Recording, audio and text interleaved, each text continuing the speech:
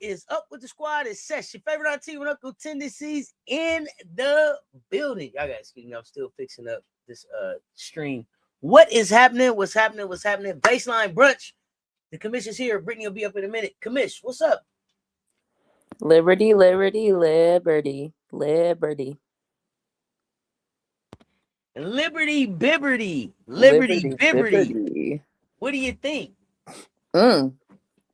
You know, thanks to WNBA scheduling, I was watching some of this game. I left the game. I went and watched the Atlanta game. I came back to this game. I said, oh, interesting. So, yeah, Liberty, what's going on? They also said Sabrina was going to be monitored, but I'm pretty sure she has the second highest minutes played today. Okay. So interesting. Yeah.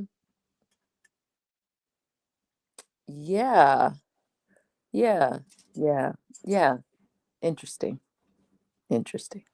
Yeah, that's all I got. I mean, for me, it's teams team's decision to really just pick on Sabrina, and that's good. Like barbecue. She's not the only one getting picked on. Because I've been in and out. Who else you see get picked on? Who else they picking on? All the guards. Oh, all the guards. Okay. Yeah. Like they picking on all the guards. And so, do you think that's because there's no Lainey Hamilton? I mean, none of the guards are defenders. So Sabrina go ahead.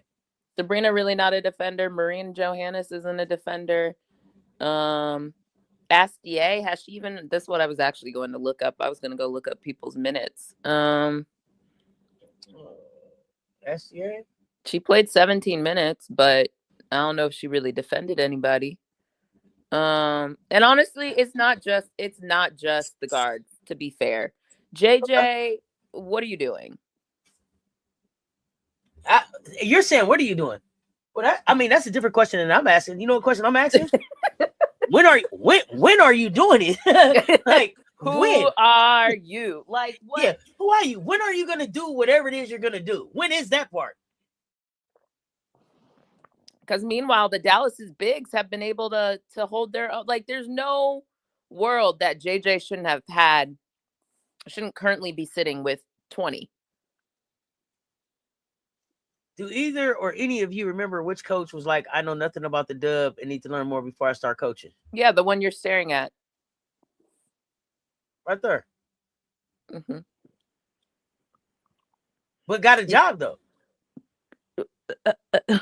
How many times are we going to...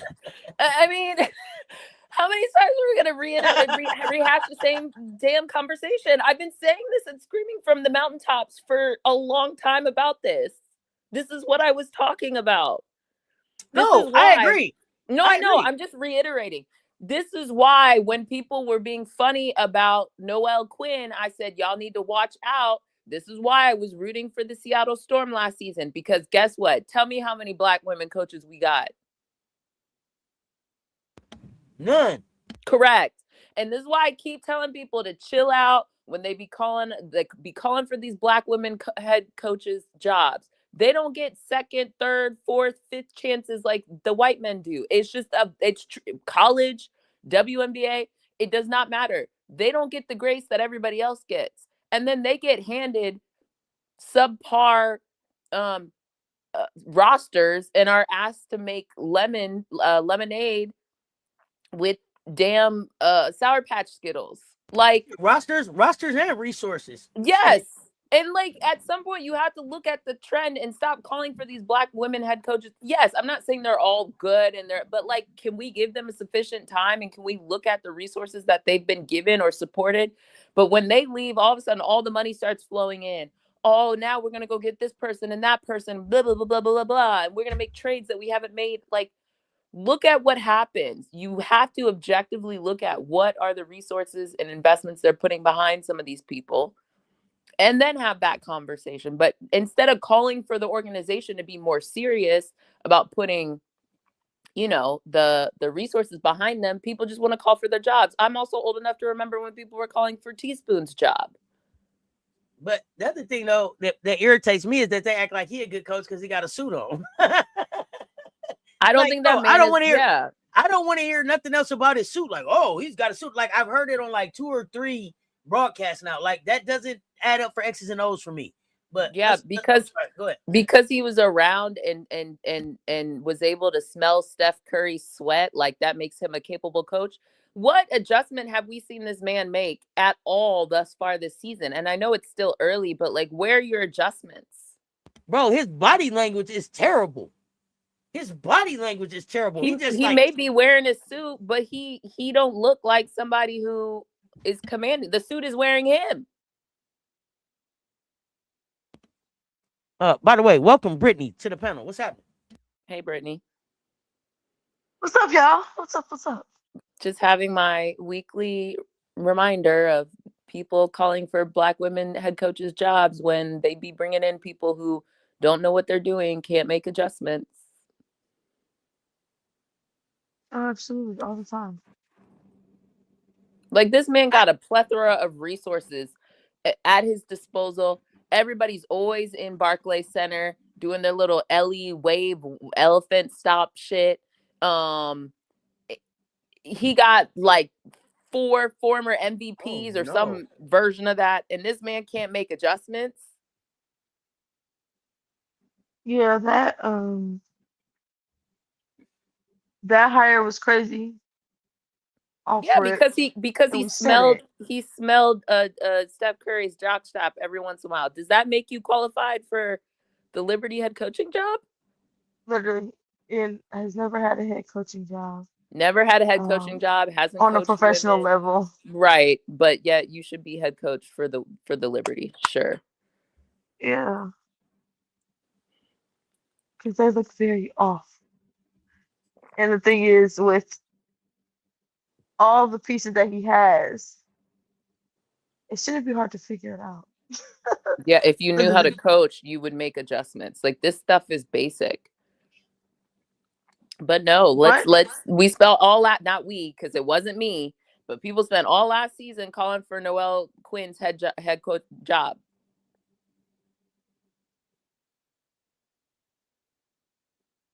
Just friendly reminder. That is very true. And I don't want to hear it's his first year. No. They supposedly separated with Sandy Brondello, which is not my favorite, because of this man. So because y'all said you were championship or bust, so it should be evaluated in a championship or bust mentality. He don't get grace that even Jose gets. He don't get grace that like some of these other coaches would get. He doesn't. And especially because the situation which they hired you into, you're inheriting a championship roster, and or at least a championship contending roster. So you gotta figure that out ASAP, because if you don't win it, what was the purpose of the hire? You could have just kept Sandy.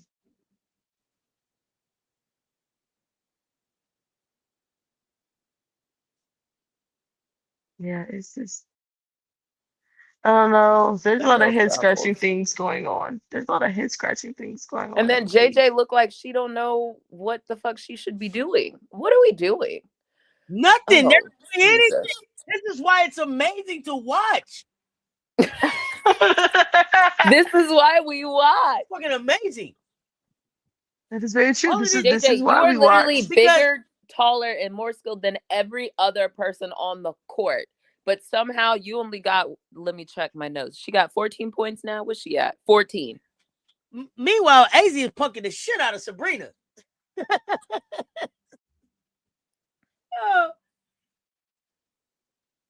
But also, Stewie, what's going on with you? Husky crime. Oh, wow. Stewie, really? Come on. Let's go. Gotta love it. I mean, I'm not mad as I'm currently playing against Stewie in fantasy, but still, what do we do? What are they doing? What is this?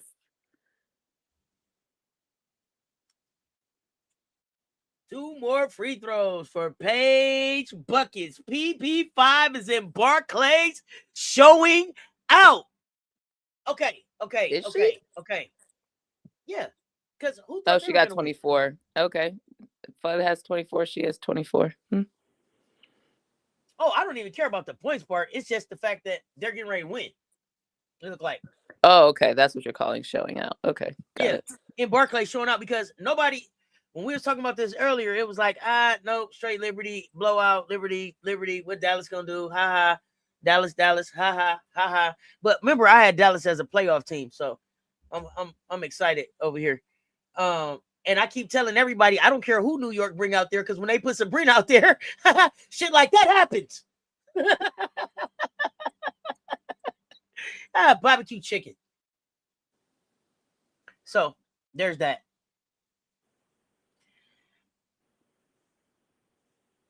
Doesn't New York make a trade? Commish, Brittany, do they need to make a trade before the deadline? early. Can they trade head early. coaches? Oh, that should be a consideration as well, right? That's a fair consideration. Like, bro, we brought you in here. You get like what was it, like 60 days on the job, 90 days on the job? If it don't work out, like probation. Damn, Satu just hop, jumped, skipped, twirled, and looped all the way to the rim. Was there not a travel up in there? Gosh, a walk said, get that shit up out of here. Yeah, it's too early to talk trades with them. Well, I mean, in theory, but what is the trade they're gonna do? Like, what are we solving for? You already have hella bigs. You got Honshu, you got JJ, you got Stewie. What exactly are you? So I think that they collected names and not talent.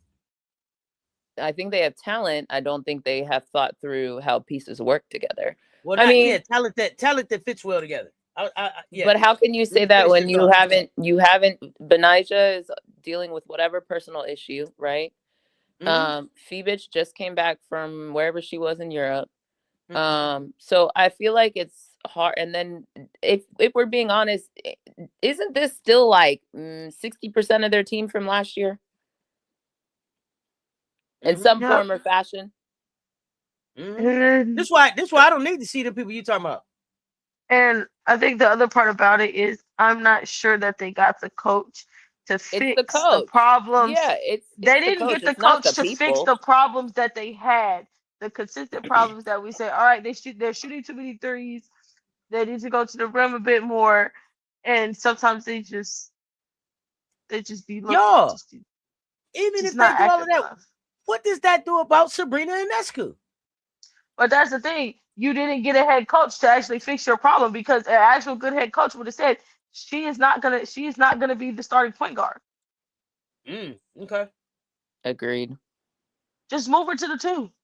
She's a 2. She's not a starting point guard. But yeah, she's not a starting point guard. She's a starting shooting guard. That's what she is. I guess my thing is, even whether she's whether you start her at the 1 or the 2, she can't defend either. Yes, but with how much length you have on the floor, you can be all right if you get the right point guard, because you can hide her. So you'll be fine. It's just the fact that the issues that they had, you got rid of Sandy, but I don't think you got a coach that is going to fix those problems. I think if anything, but Sandy wasn't a solution either. They've had a super team for 3 seasons. They have 1 title. And I just think you got a head coach, the same issue that they had. I think it's going to be the same issues, if not worse. Just because the way in which they should be playing out on y'all. The way in which they should be playing, it just doesn't necessarily match the way in which they are choosing to play. Because the other part is, you do have to put some of it on the players. They're choosing to play like this. Yeah, that's what I'm like. I don't really. Are they choosing to play like this, or have they already checked out on the coach? Are they not buying in on the coach? I don't think it's too early to see if they checked out. The season just started. But the other part about it is the type of head coach that you got.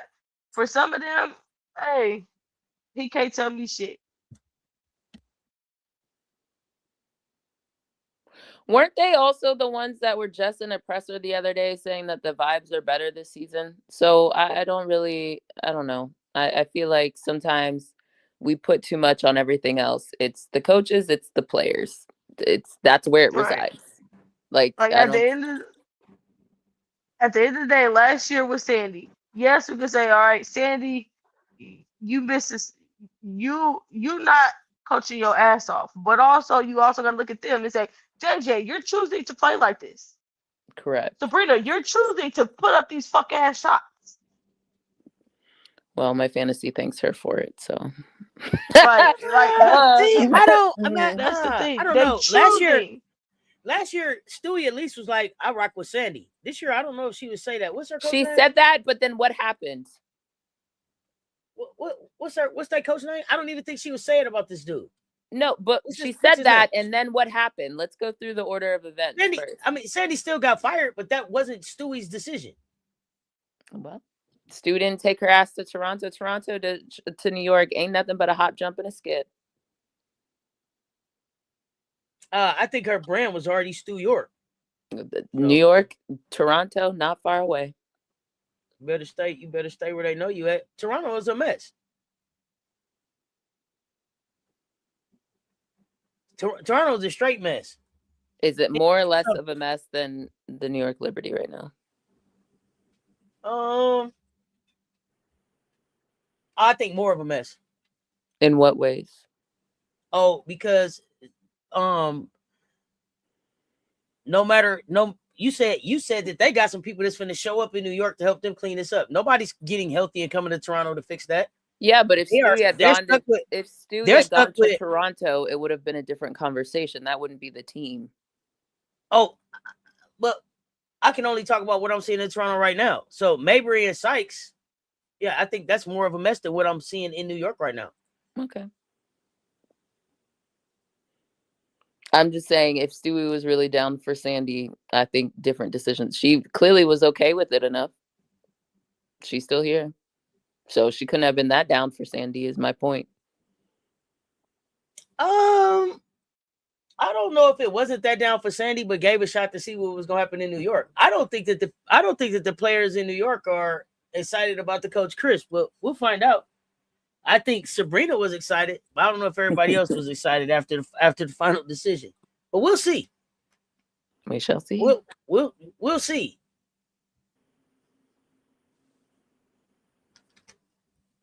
Plus, yeah, Stewie, you can't let him run you out of New York, homie. Club Dub player of the game. Wow. New York, figure it out. 3-2, 1-1 at home. Where do y'all want to start at? Where do y'all want to start?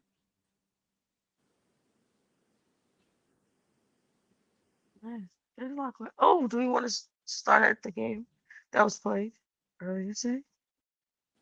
Which one? There's only one. We just talked Liberty. Yeah. No, I didn't know if y'all wanted to. I didn't know if y'all wanted to talk Vegas. No, I don't know. Today. She said today. Today. Oh, I didn't hear you say today. That's why I was like, where y'all want to start it? Oh, okay. Talk game. Go ahead. Just go ahead. Start, Brittany. Atlanta.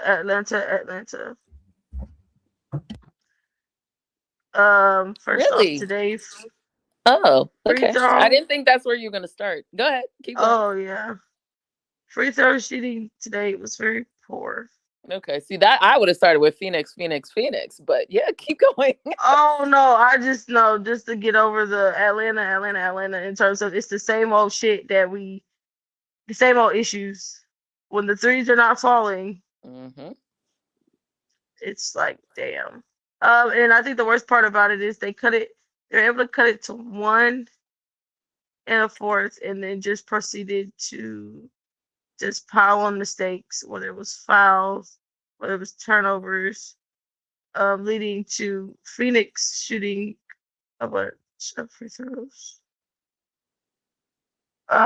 So with Atlanta, I think they have to figure out the whole Angel piece of it. But they still, some way, somehow, won that motherfucking game with how poor they was looking. So I feel like they won the game. They won the game by moving Angel to the 5. Yes. It was beforehand. She was sitting on the perimeter too much So for my does liking Angel in have that to? third quarter. So does Angel have to be the 5 for Atlanta to be successful? No.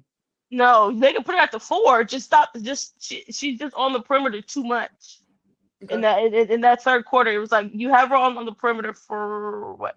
Yes, okay, set the pick, but they were making sure that they covered her on the roll so that pass wasn't in. All right, when that fails, we have to find some way to get the ball into the post, which is what they were struggling with in that third quarter. But Phoenix found some way somehow to literally blow the game. I don't know Yes. what's going on in Phoenix I have because, to thoughts. be honest, That's Phoenix why should I was have like, I would have gone won that game. Phoenix. I I would already, have started with the Phoenix situation, already- but go ahead. I already know. Oh no, I already because I think said what that Phoenix everybody. situation is longer. What the I already fuck is said. going on over there?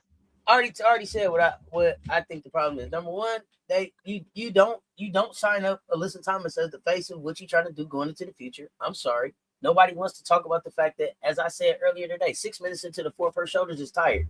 Take it how you want. Take it how you want. 6 minutes into the fourth, she you can't count on her. Unless she gets all the way to the basket, it may or may not go in. The push shot doesn't work. You can foul her, the free throw may or may not work. Today, she made a whole lot of free throws, but it didn't result in a win. DeWanna Bonner, y'all said we had to sit her down. She played 24 minutes. Hey, Auntie, I just want to confirm, is this in the order of like blame or you just listing things?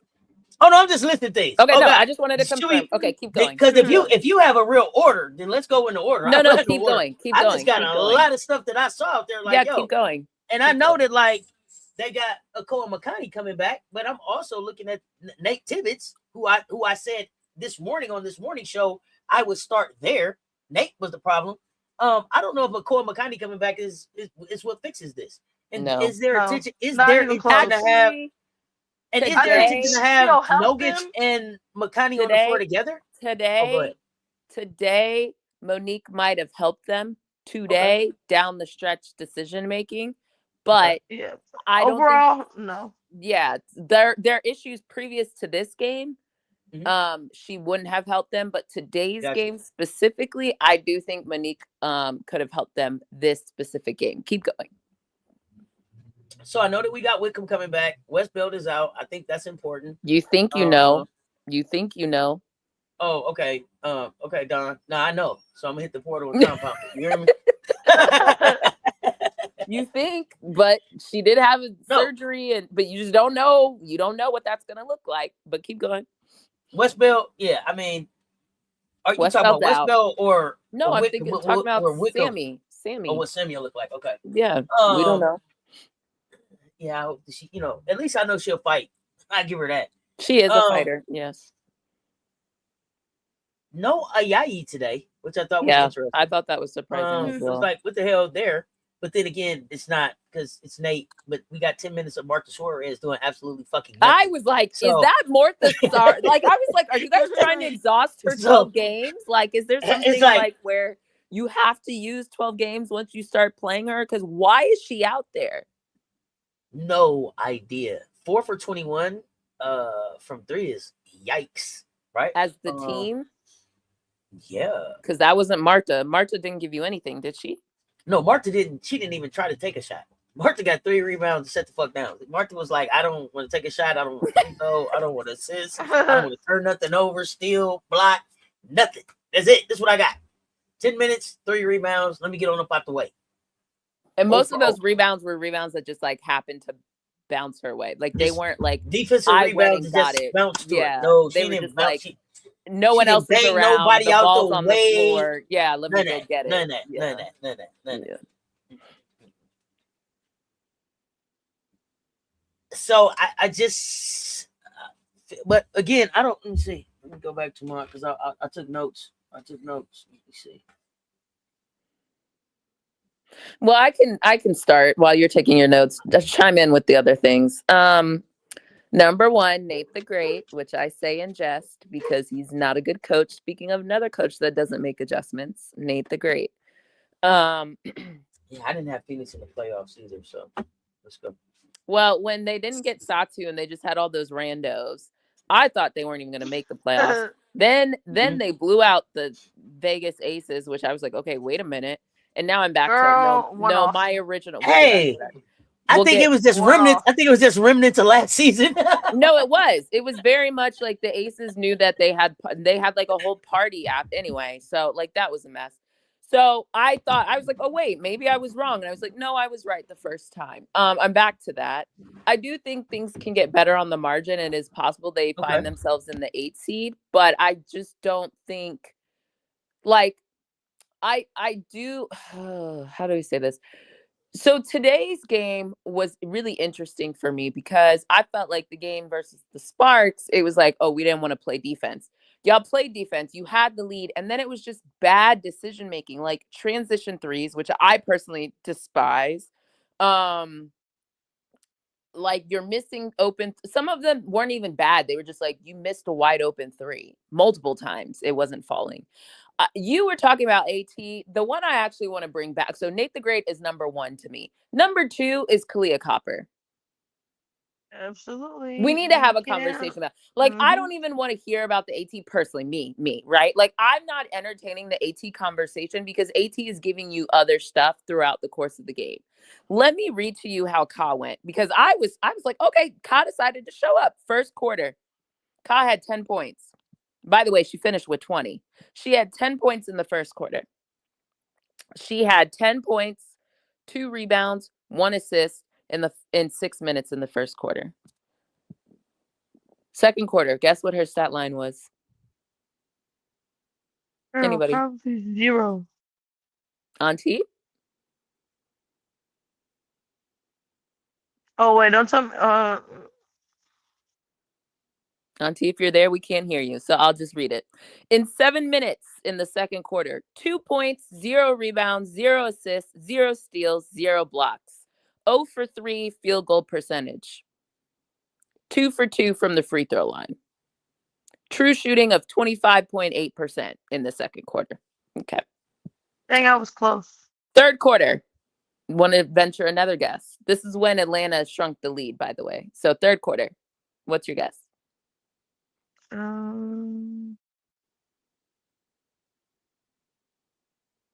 5. In 5 minutes, she had 0 points, 1 rebound, 0 assists, 0 steals, 0 blocks. Went 0 for 1 field goal overall, which was 1 from 3. She had 1 turnover. Oh, I forgot to read her turnovers in the previous ones. She had 1 turnover in the second quarter, had 0 turnovers in the first quarter. So she had 1 turnover and 1 rebound. That was her stat line. And shot 1 shot, and it was from 3 in 5 minutes in the third quarter. She was a -4. Quarter 4. Throw something out there. If it was 0, 2, she had 10. She finished with 20. So exactly. The 8. She had 8 in 10 minutes. So she played the entire fourth quarter. She had 8 points, 0 rebounds, 0 assists, 0 steals, 0 blocks. She went 2 for 5 overall, 1 for 3 from 3. She hit 3 of her 4 free throw attempts. 1 turnover, 2 personal fouls. By the way, that sounds good until you realize that her points all came within the last like 3 minutes. Like, because 1, I was watching. And specifically, I was like, are you serious? So quarter 2, quarter 3, you gave me 2 points between 2 quarters and nothing else. For 2 whole quarters, quarter 2 and quarter 3, you gave me 2 points overall and nothing else. And my thing is this year, there's not the excuse of, okay, well, Satu's playing really well, and yeah, she just kind of faded in the background. Satu's not there. So Ka has to be the number 2. You have to be the clear number 2, and you have to be productive. If you're not scoring, I need you rebounding. I need you getting assists. But you have to. It's just so many times where Ka's on the floor, but you cannot tell Ka's actually on the floor. The presence is not felt at all.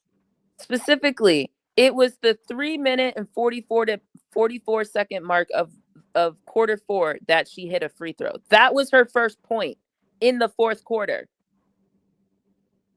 You watching this lead dissipate, and I remember being like, come get the ball. Then she hit that 3 or whatever, them coming out of the timeout. But at that point, it was like there were like 2 minutes left. It was under 3. I was just like, not even 2 minutes. 20 seconds were left in the game. Man, I don't want to hear it. I don't want to hear about Ka. I don't. Ka is not doing the thing either. Absolutely not. Because like we could talk about AT this, AT that. I'm not. That's what I said. I'm not doing it. No. I personally am not, because I can't get on AT when she's supposed to have shooters and Ka's supposed to be that girl and all that stuff. But like, you are watching your lead dissipate and you're not giving anything from a scoring or, quite frankly, a defensive perspective. Right. You're not giving anything. And you're not even, it's not even like, yes, you were missing shots too, but like, you also weren't even taking shots. So like, what are we doing? I just, I can't do anything. That's why I said it's the same Phoenix from last year. Yeah, but I'm not going to sit here and just put all the onus on AT is what I'm saying. Ka is no better than AT being your lead horse. If anything, I'd actually take AT because AT gives me more holistically on the court than what Ka gives me.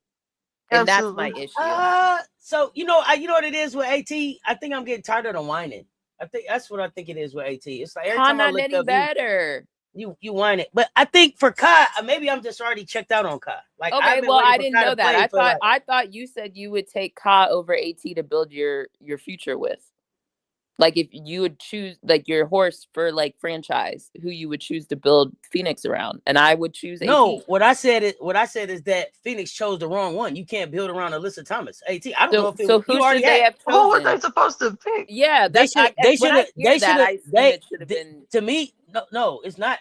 To me, that means that they should have went and looked out in the market. The answer wasn't here. You already had Kai here already, and the shit didn't work. You had her here with your franchise pieces that you won a championship with.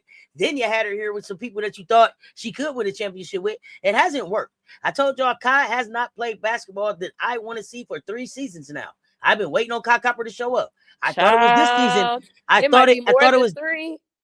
No. I'm saying since I've been doing this, right? Since I've been up talking and saying, like, talking about Kai. It's been 3 seasons. I'm like, okay, Kai finna do her thing. Okay, Kai, okay, they got rid of Diana Taurasi and she's gonna do her thing. Let's see what happens in Unrivaled. We had 2 seasons in Unrivaled that really didn't do the thing, right? Last season, I spent the end of last season going, Kai, get out of the corner, Kai, get out of the corner. And she showed right back up this season. And when it was time to close, she took her ass right back in the corner. So it's like, bro, I'm checked out on you. Clearly, this isn't what you want to do. Because I need to see North Philly all the time. Yeah.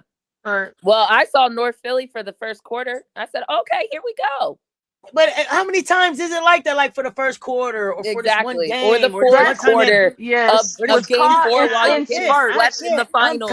I'm tired of this one time at band camp ass showing up shit. Bro, do the thing. You feel me? All the time, the consistency. Every once in a while, I'm tired of that shit. Because Kai is better than that.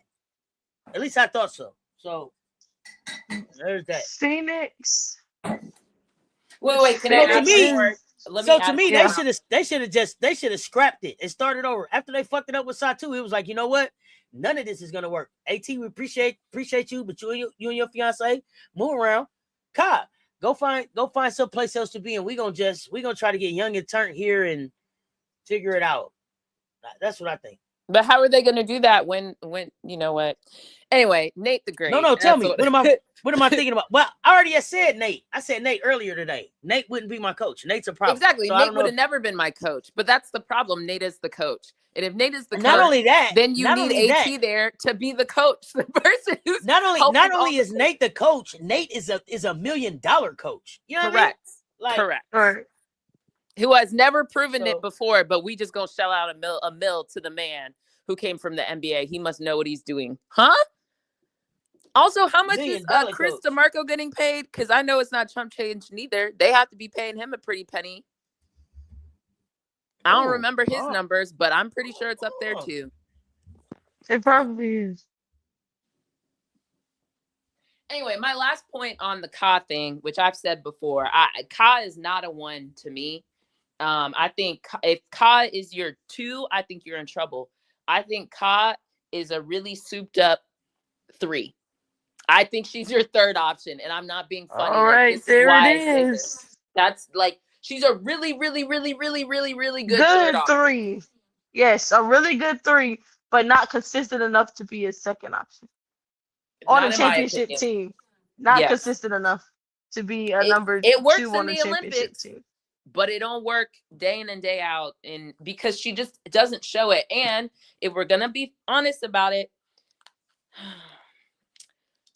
Ka, not to say she shouldn't have won Finals MVP. I think she showed out, although I still have feelings about whether she, because I think it's one thing when it's like you're the X Factor. I don't know if X Factor should win Finals MVPs. You know what I mean? Like, it's like No. you showed up, which is like the thing. But the reason why you were able to get your shit off is because they tried to shut everybody else down. You weren't number Right. 1 on the call sheet. You know what I mean? So like, You weren't did you win catching the MVP just schemes. because you did that? Like, and to Mhm. be clear, I'm not like throwing rocks even at Chelsea Gray. Like, Chelsea Gray showed the hell up. You know what I mean? Like, it's not that you're not the best.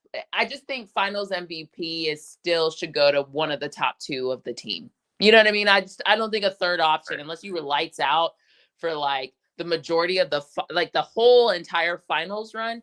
I don't know. Just showing up 2 games when they've shut everybody and they've like schemed everybody else out. It doesn't move me. Absolutely. It's not moving me. And cosplay is not moving me whatsoever. They're going to go, dare I say, they're going to go as far as Ka. They're making an 8 seed and are just making it the playoffs. It's going to depend on how consistent and how well Ka can play as that 2nd option. If Ka does not play well as that 2nd option, well, unless somebody just miraculously steps up and say and plays like I'm the number 2. I don't care what you say. But I doubt that. So yeah, they're gonna go as far as I was a little Ka can be surprised. consistent. I was a little surprised that Nokic didn't get more burn down the stretch. Honestly, I thought like her game wasn't great, but I just thought like, one, you've been kind of utilizing her like in those moments. I feel like she stretched the floor a little bit better. She was getting cooked a little bit on defense, but then it was like, again, who was doing well? Like, I felt Right. like what Beauchamp, whatever Beauchamp, what's her name? Let me look at Brochamp. Commish, you being nice. Who's your defender? That's a better question. Who is the But defender? yeah, well, it's only not Ka. It's only AT right now. But like, you're not having AT on lists or Ryan. Like, so why wasn't and then DB didn't make enough. Like, I felt like, who was it? DB was on or Powell was on DB, and I was like, I was just like, bro, like, y'all are not making people be punished. I felt like, again, in the first quarter when they had Powell on Ka was eating, but then a lot of people were taking fadeaway shots instead of like going up through the small. I just was like, I don't understand what I'm watching right now. I don't understand what you were watching. I don't think they understood what they were supposed to be doing. The other part is like, bro, they somehow they should have won that game, and they should just have won found that a way game. to blow it. Which is why I can't let Atlanta get off, because you shouldn't allow them to be in that position anyway. Yeah, that's And true. your issues continue. The issues that you had last year continue. And so, because these issues are continuing, that is why when we're talking about, okay, the final 2 teams, why you won't be one of them. Because you cannot rely on that 3 ball. The three ball's not when the three ball's not hitting, you have to find some other way to generate points. Yes, okay, you're gonna generate some points by playing good defense, but you have to find some way to get in the paint. You need paint presence, and you need your paint presence to be loud. Because to be honest, if they can get some really good post play going, that would actually help them out and probably open up the floor for some middies if they actually want to take them. So Atlanta is just like, all right, you won the game, round of applause, because at the end of the day, the job is to win the game. But I can't let you off because Phoenix blew it. Because it's now it's a thing. Whether it's how your roster is constructed, how you're choosing to play, whatever. But it is a thing, and it needs to be fixed. If you're talking about, hey, we wanna make it to a finals, we wanna make it to the third round, whatever. Wait, so If that's what you want to do, what's your yeah, they biggest gotta figure issue? that out. What's your issue? What needs The to be lack of fixed? post play. The lack Do of you, post play. do you think it will be fixed when I don't disagree. That's been my issue. Lack of post play and lack of intentionality with the knowing Yes. when to be shooting When threes to and when shoot to the use. threes, exactly. Yeah. Do you think it will be fixed with Bree Jones or whenever if she comes back, you know? I think it can be fixed, but what I also hope doesn't happen with the way in which they like to shoot threes, it doesn't become a okay, Bree Jones is now out here just taking more threes when it's like, hey, we don't need Bree Jones to be taking threes like that. We need Bree Jones in the paint. I think Bree Jones will help a bit, but they still need to figure out The I mix. think if they can, yes, the mix. And specifically, they need to figure out Angel. Yeah, I think we had this conversation last week. I think you and I both agree that Angel was roaming outside a little too much, and just given her skill set, that doesn't really make a whole lot of sense. I think other people are like, why aren't they playing through Angel? And in some ways, I don't agree with that statement, but that could be your fix. Like, I think she is a good and willing passer, but um, yeah, I agree with. I think their post play is gonna be their issue, whether or not it shows up in the regular season or not. But I think when it comes to postseason and you're playing the same team, what is it now? Is it 5 games in the first round, 3 games in the first round? Who knows what it is? They keep changing it. Mhm. They Yeah. talked about making it a 5 or a 7 game series, which quite frankly I don't want to watch. Not for the first round, because the first Not for round the may first be round. Not blowouts. interested. But yeah, it's this is what reared its ugly head with them last season and how they lost to the Fever. Now it depends on your matchup, right? Maybe not every Right. team has post presence, but the more I think about it, I think the people who are gonna make the playoffs, assuming Do health, they all do. exactly. It's just like they have to figure that out, and that should have been the biggest thing that they were trying to figure out in going into the off season. The way in which you ended the season is to go, okay, we got to figure out the post play. The other issue I think that happened this specific game, I think Mac getting in foul trouble was part of their issue, because then Nate didn't. At times I was like, why isn't Mac back in the game? Like in the second half. And then I think his rotation got messed up. He has to figure out, like, I thought Linskin's was decent. It just felt like they didn't really solve that either. So quite frankly, it's an issue on both sides of what we saw Absolutely. today. Atlanta, not Atlanta. Let's start with Phoenix. Phoenix could have kind of salted that game away earlier had they done the thing they were supposed to. And then Atlanta could have also not had Phoenix get back in the game had they had a more reliable post presence. So, yeah. It looked like they had some kind of technical difficulty. It looked like the game is finally going to start. White Wolf said, I would have liked to see perimeter passing, not just to pass out the paint and then shoot. For which team? Maybe is it Atlanta or Phoenix? Was that Atlanta or Phoenix, White Wolf?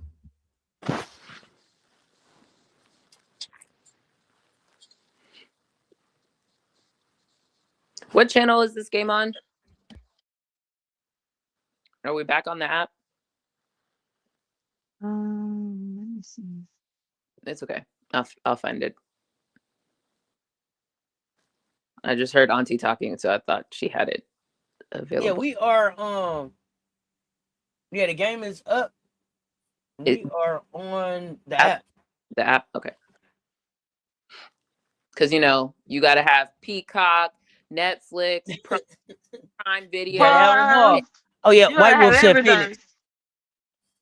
Gotta have every single streaming damn thing out here. So I was like, I could go through them all, but that's why I was like, if you have it, I'd rather just know. Right. Okay. So on your wedding moves right into the starting lineup? Yes. Okay.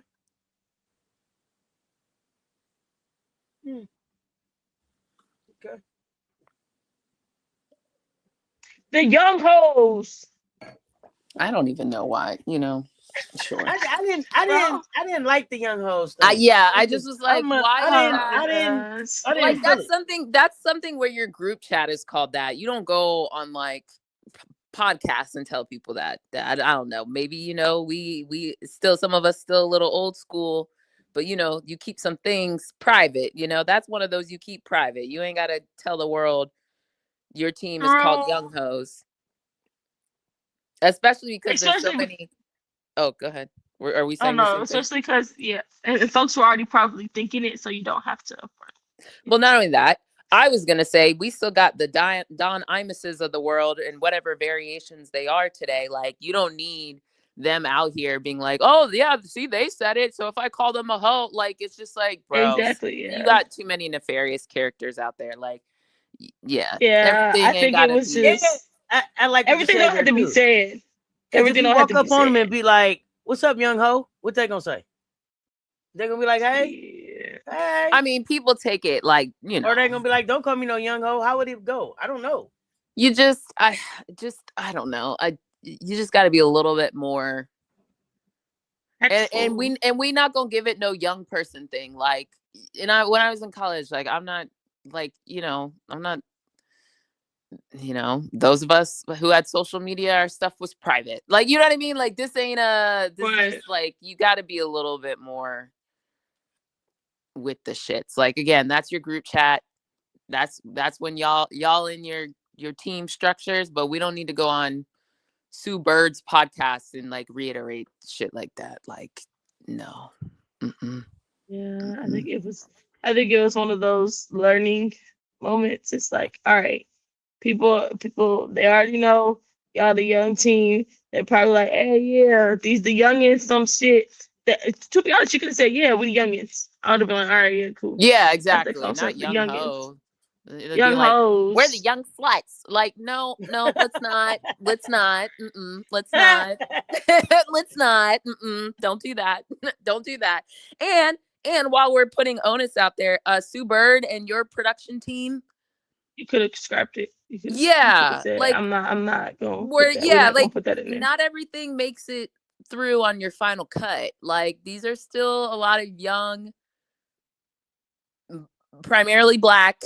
Even though the Mystics I think are a little bit more, mixed than maybe some other teams. Not you, Portland. Yeah, but yeah, like you need to be more aware. And yeah, I put that on Sue Bird too. Like you're the director of the USA Olympics team. Mm-hmm. Like it's like you don't have comment and you're very involved in media. You be sitting on half times, like that shouldn't have made it through. And you know how the media works. So sometimes you have to protect them. Protect people from themselves. Like that felt comfortable with you. And that should just been one of those like, yeah, let's not make that the let's not say we did. Let's not say we did, guys. It's not. Or let's lie and say we didn't. How about that? Like let's they could have been like that, a young turn crew, like young and turn something. A ton of young women who are in the shadow of the White House and its current administration. Like, let's not do that. Let's not. But again. So to be fair, Imperial Stats, I'm not a YN fan either. Yeah, I don't love that either. Yeah, no, YNs, I hate that. I hate that because it's turned into something as usual because correlated to nefarious activity. Exactly. When the masses get a hold of some stuff, they be turning it every way but loose, and it be wrong. Like clock it, used incorrectly. It just that's why I don't be inviting everybody to the cookout. They show up one time and they think they can, and then you have like non-Black people using YN. Oh, what is help me understand what YN stands for and why you're using it.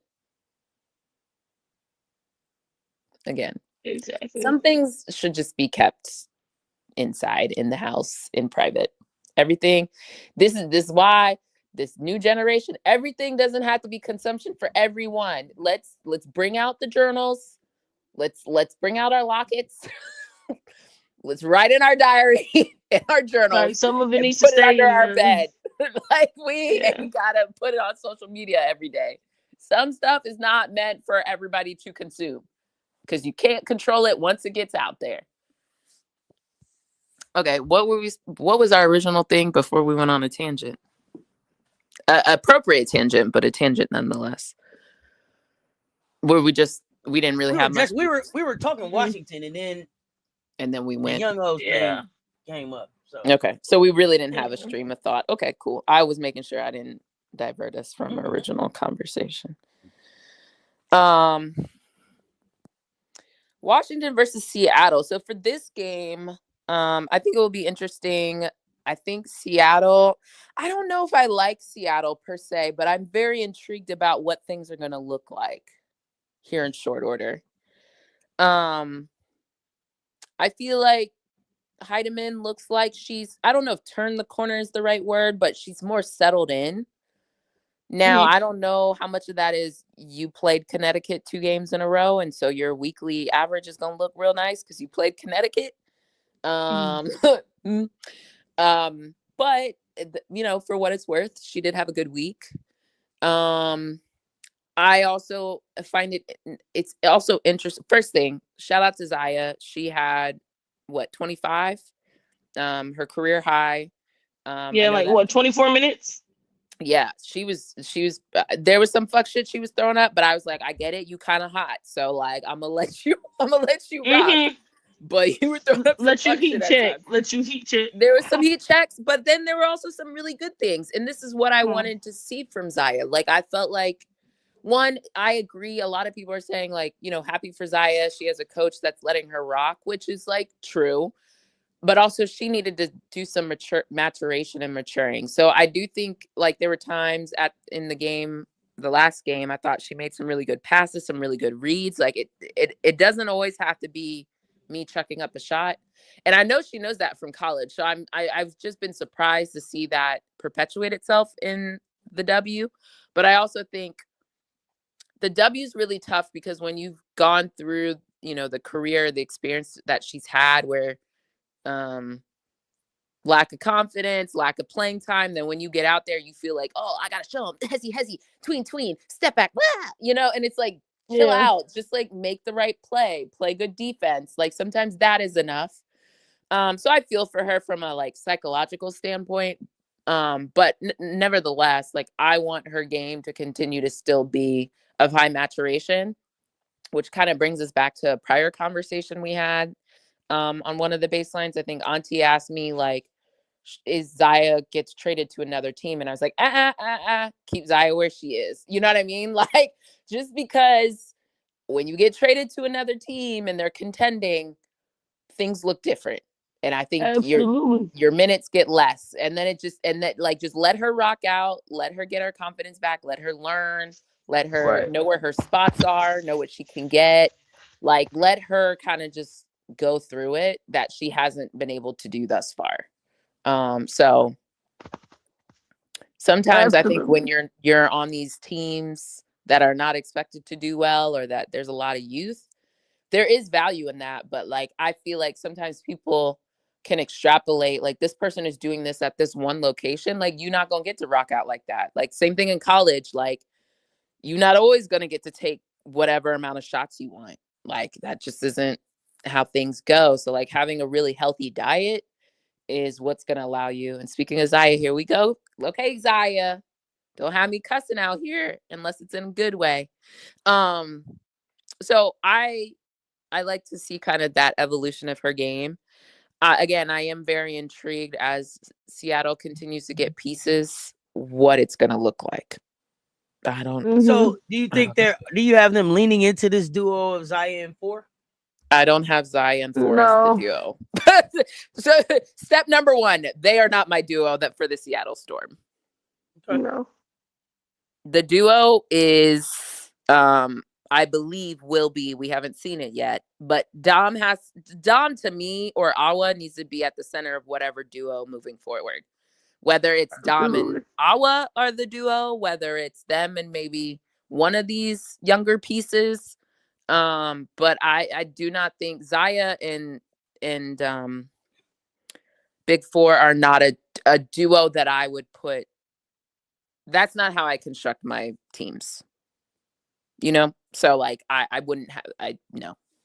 That's not a duo that's gonna lead you to the promised land. Yeah, it's like, if you want to just chuck up shit, okay, Zaya. I love to see it. I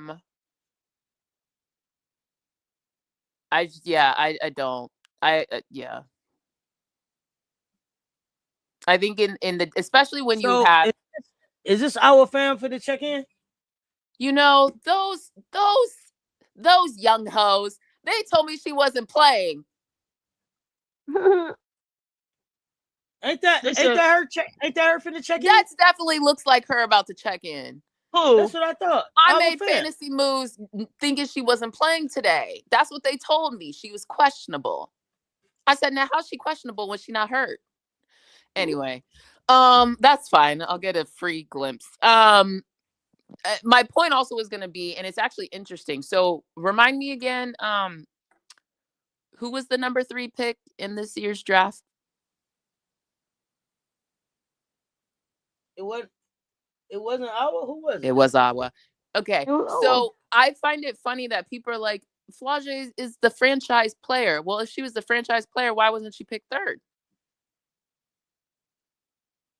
Why did you have to go through some machinations with Golden State? Like, to me, you can't be that much. You may be commercially who they're pushing, but if we're being honest about who's actually the franchise player, which we're also going to have another conversation, because is Awa the franchise player or is Dom the franchise player? I don't know. For right now, I think it's Dom. I think it's Dom, but I think you have to read a little bit of the tea leaves of if they. I question, because I'm like, if you believed in Dom that much, why are you picking Awa number 3? I think because they're just gonna run them as a duo.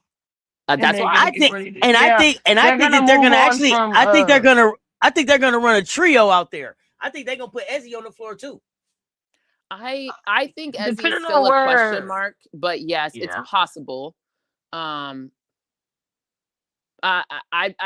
think somebody's a contingency plan up. And the only reason that I'm saying that is because Ramon, that's her name. She's from Sonia. I just call her Sonia. Sonia's from the Liberty, right? She from the W standpoint, yes, but she was, and that's what I was with thinking, like Memphis and some other places. The way New York went like length, it seemed like maybe she was trying to go length. But then I also was wondering, because Ezzy really wasn't her pick, and Dom wasn't her pick either. Correct. So I'm not sure. So I just think it's something worth monitoring, because I don't think absolutely. Mm-hmm. But it has me like scratching my chin, like yeah, spidey senses. Yes, tingling. Let's go.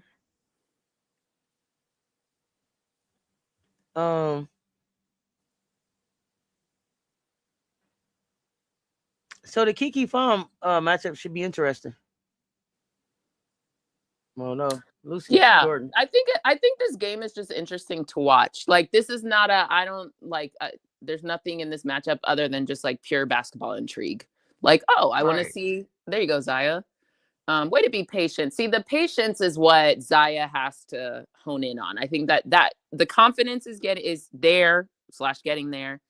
But the patience to play and read the defense, that's what's going to have her continue to stick. And that's what I like to see. And again, Auntie and I were having this conversation, just like casually, but the conversation about one of the first baselines we did was about my feelings on Unrivaled, if y'all recall. And I do find it interesting that I do feel like the people who went to AU who are in the dub, for the most part, their stuff looks more polished. And this was part of my conversation about 5-on-5 versus 3-on-3, and who are the people that can go play 3-on-3. When you're mature in this league, you're a superstar or whatever, like 3-on-3 works. But when I think you're on the margins of teams and you bounced around, you need 5-on-5 as much as you possibly can. Right. And so I think someone like Zaya's doing really well from that standpoint. I also think 3-on-3, or not 3-on-3, just even the AU format, which like has its own like arbitrary measures of like some of the point system. But I think it's fine. It's whatever. It allows you to still see value in, oh God, yeah, no. In doing other good things, right? Like rebounding, defending, that type of stuff. So I do think it creates more of an avenue of success, if you will, that like is more transferable depending on who you are to the dub than like 3-on-3, where quite frankly, Unrivaled is more about like social media statistics. That's why I jokingly called it a content house. It's just more about like getting your brand out there rather than, and I do think some people, and this is again, not to dilute the point and people who maybe missed it before, let me make sure I add this point. I'm not saying that there's no value to going to Unrivaled. I'm saying people should be selective about what they go and do. Where did Pow Pow go? AU. Where is Zaya? AU. Where was Natasha Mack? AU. Like, there's just certain people and certain individuals who I think you just got to potentially go to a place where there's probably less spotlight on you so you can actually grow your game in the ways in which you need to grow it. And I am of the belief, like Kiki is probably one of the few people that I could say was was looking good and Unrivaled, and that carried over to the dub. Well, then people be like, well, Shakira was there and so was Sony. Well, Shakira and Sony didn't look that great at times, to be honest. So like, it's not like I'm talking about who looked good doing the thing and has come back and still looks good. And there's only like one person, and it's really Kiki to me, who's not already an established like franchise player or like first or second team W. And then the other person would be like Isaiah James, but she was a development player. If they had played LA, maybe LA could have gotten some of this shine too, but they never played LA. So it's like, it's like, yeah, I still think AU was better for a lot of the girls this season. Because I think the ones that needed it did it. But then I also will say there may be some things that maybe don't show up, per se in your game, but like how you train in the off season, that still has value in Unrivaled too. But I just think like everybody to say last season, it was all about how everybody was scoring and they look great from Unrivaled. Well, the same thing isn't being said this season. So I'm just saying. Absolutely. Some of the look, the AU girls look good. It's The all AU about girls, knowing. I'm actually trying to think of an AU girl who doesn't look good. I'm actually like struggling to think of who was in AU, who's in the W, who doesn't look good. Right. It's all about what you're trying to get out of the off season. What are you trying to get better at? Right. Um. Kia Stokes was at AU. There's another name. You know what I mean? Like, right. I think Unrivaled will be more of kind of skill focus in terms of individual skill. But If you're certain looking skills, because certain every skill skills, is, yes. yeah, if you're a big, I Do don't you think think? everybody. Do you think it helped Rebecca Gardner? No, I think it, Rebecca was already on path, to be perfectly honest. Okay. Rebecca did well in AU, but it seemed like mm-hmm. she was already, because she was with the Liberty last season, right? Yep. In like a training camp. She I wasn't think there the so. whole season. She was like there maybe for part and then left, but she's been in their ecosystem, kind of like Honshu. But I can't say it didn't help Rebecca, because one thing Rebecca is doing well for them, and we'll see kind of how long with like Fee-Bitch and all these other people coming back, but she don't need to take a lot of shots. She plays within the flow of what they need, and that's valuable Exactly. too. So Okay. I just, yeah, if anybody can come up with anybody who absolutely was in AU, who looked good I in just can't AU. remember where she was at. Before I couldn't remember where she was at before AU. She played in Spain. Got you. Okay. But I want to say it was her second season with AU. I don't even think it was her first. I Okay. loosely See, I quote me didn't on watch that. AU the last. This was the first season I really watched. Right. Paid attention. Mm-hmm. Yeah. But Rebecca's been around. Somehow, I mean, I've seen her play before, not even just like, but like I've seen her play. So I want to say it was AU I saw her. And I think she was in Spain. So I don't, unless she was like teammates or was on the other side of me watching like a Gamecock or somebody I just had interest in EuroLeague. But I want to say Rebecca was with AU last season too.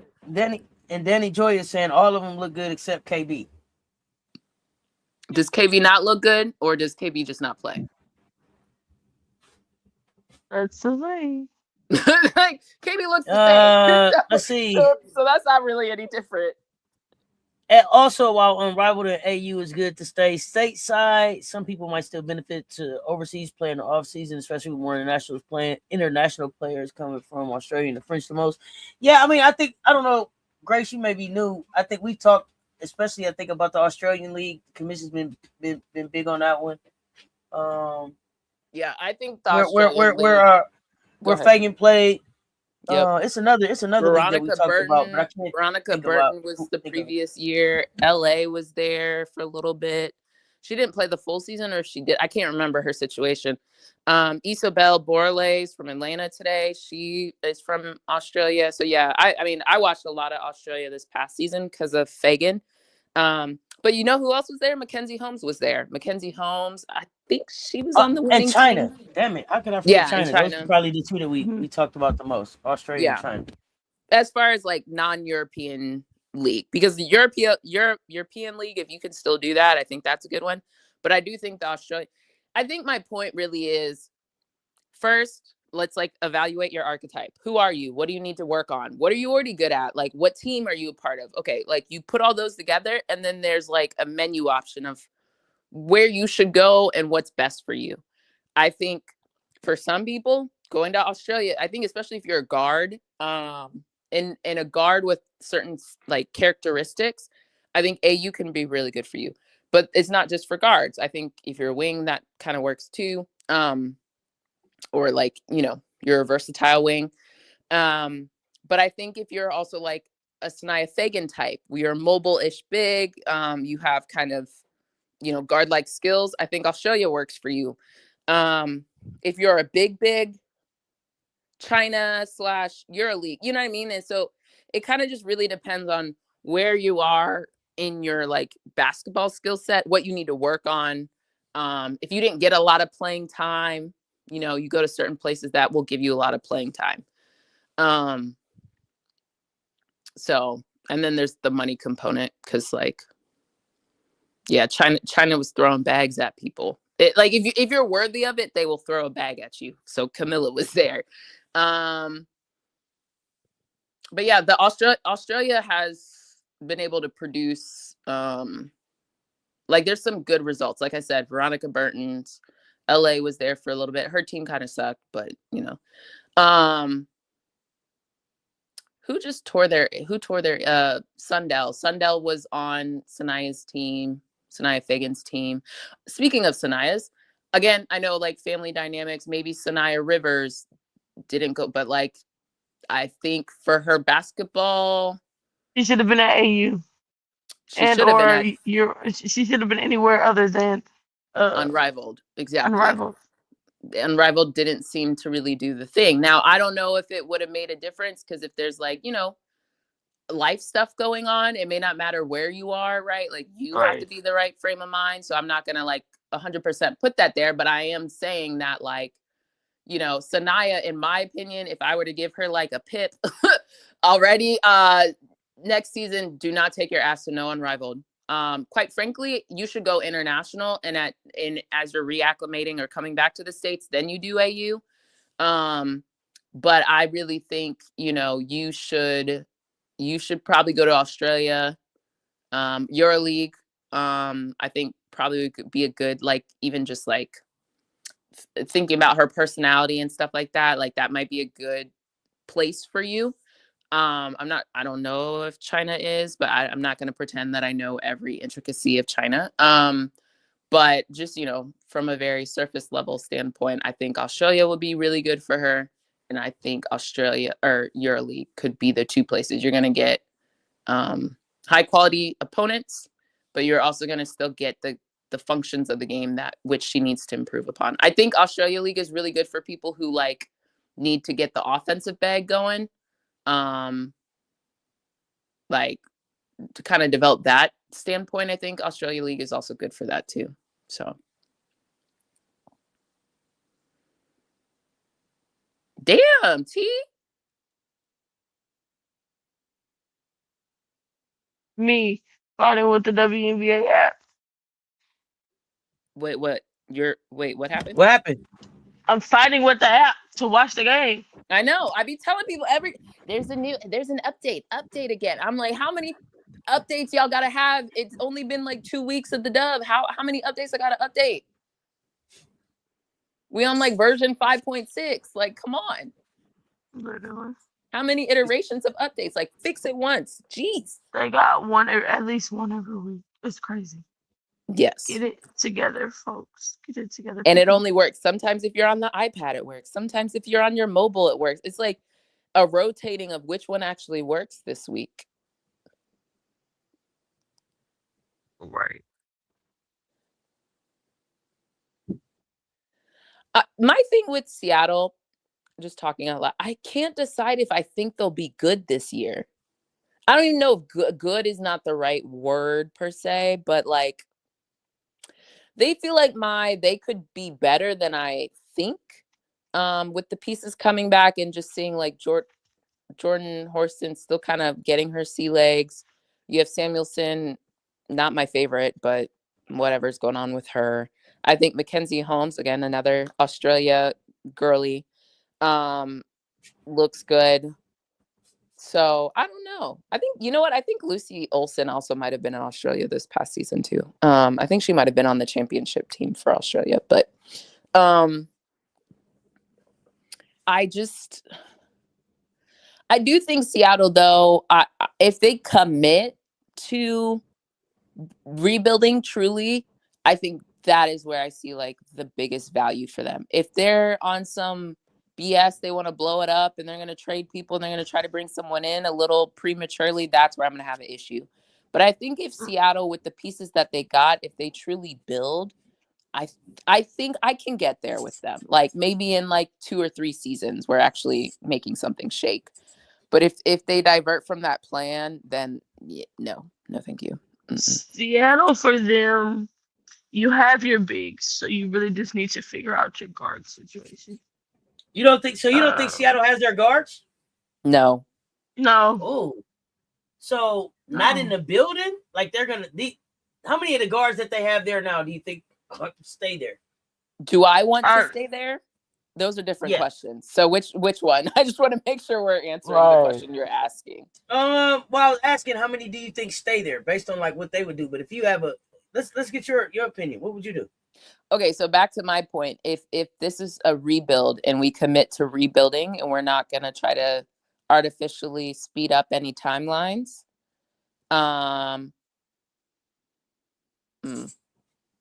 Choose between T and Heidemann. T and Heidemann's the same person. Choose between Heidemann and Melbourne. Mm-hmm. I don't want both, mainly because I do think Zaya could take one of those spots. And then again, that like building in the youth standpoint. I like Mackenzie Holmes. I still think Mackenzie. I want to see if you can really make her a. She's not athletic enough to be a. I don't know. Mackenzie, I think you might have to slide her down a little bit, or I don't know. See if you can. I don't know. Mackenzie needs some working to me because she's not quite a 4. She's not quite a 3. But then with the size, if you keep 2 of the 3, Dom, Awa, Ezis, then like Mackenzie kind of works. Jordan, I'm gonna assume Jordan's gonna get there. It might take her this whole season. Good pass. See, like I'm telling you, like this is not even just Gamecock bias because I'm very I still try to be realistic with the Gamecock girlies. I like what Zaya's giving. I think you just got to create space for her. And right now between T and Melbourne, it's just a little too much. There's not really anything there. Great move, Mackenzie. Okay, see, like there's things I like. Somebody grab the ball now. That's the current issue. And like Seattle's kind of long. Like they're long. They're a long team outside of like specific places, right? Like their point guards are smaller, but they're kind of a long team. They have bones. Like I just think they just have to commit to like letting their youngsters grow and get the experience. And if I were the coaching staff, I'd be very intentional about like, Zaya, here's where I want you to go. And here are the things I want you to work on this offseason. Like, I don't give a damn if you don't want to, like, sure, maybe you don't want to go to China, but you're asking us to go to Australia. You know what I mean? Like, or something. Like, we need to have a very specific plan so that it fits into what I need. And we need to have like a contract about it, agreement, like a true partnership of your development that doesn't just involve the W. Let's see. Guard what? Yeah. So pick one between T and Melbourne.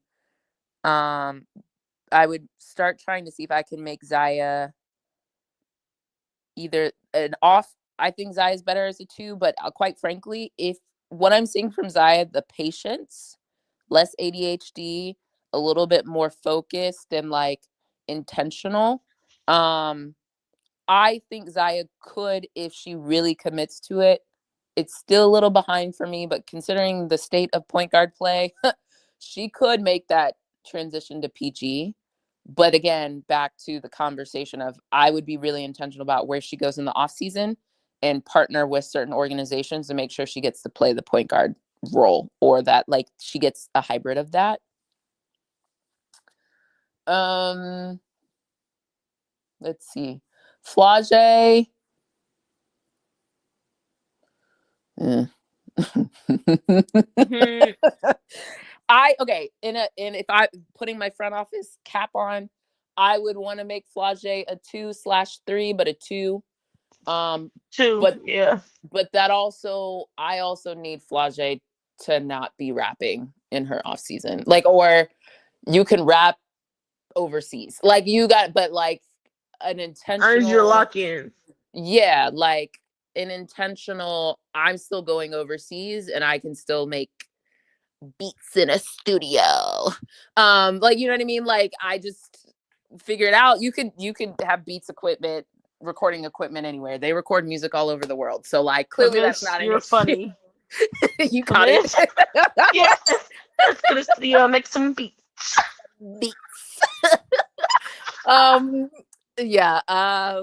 But like they record all over the world, in Puerto Rico, some may say. So like, you know, like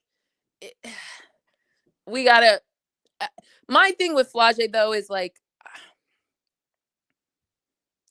we still need to work on the team aspect of this. It still feels very me. It feels It feels singular. Well, watch this. I think that's before Awa and Oh yeah, she better get her I rocks off think now because yeah, it's not. that'll Yeah, you change. can't. You can't. Well, it will only change if Sonya forces it, And she should. and she should. But I don't know. You just don't know. When some girlies get out there, they want to be the This is birthday. crazy. Yeah, she could be the birthday on the bench. Keep playing. Play if you want to. Birthday on the bench. Actually, Yeah, but Mackenzie looks good. I yeah, think they just Mackenzie's need getting to the Storm, because they have their bigs, and with what the next couple draft classes are looking like, they're gonna have plenty of runs at any guards that they want. With a vastly different skill sets.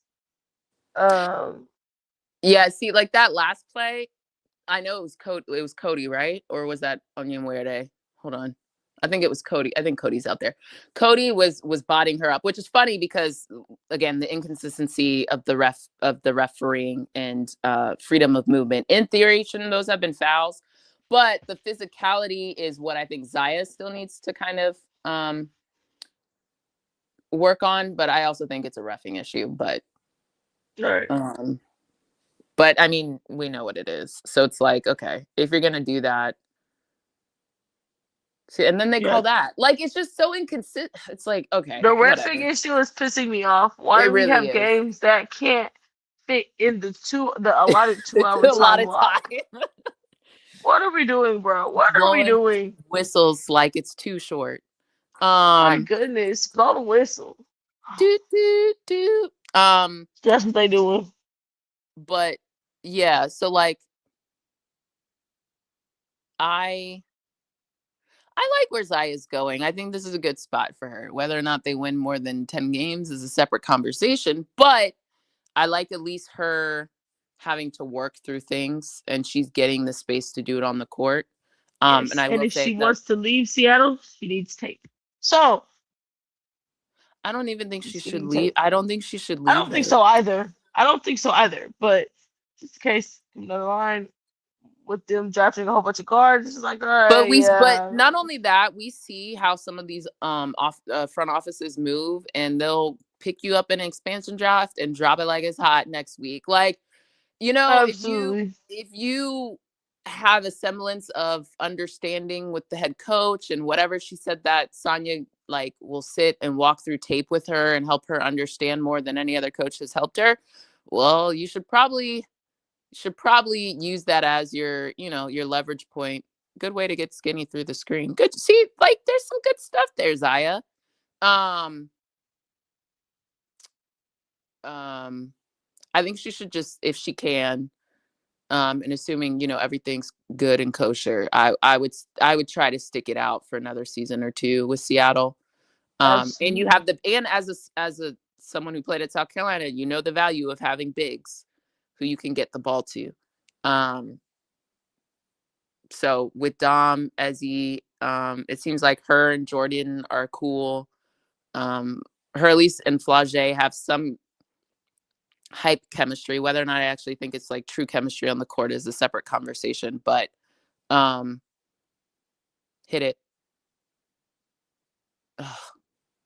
But I would stay as someone who has not had the best, or your career didn't go the way you thought it would.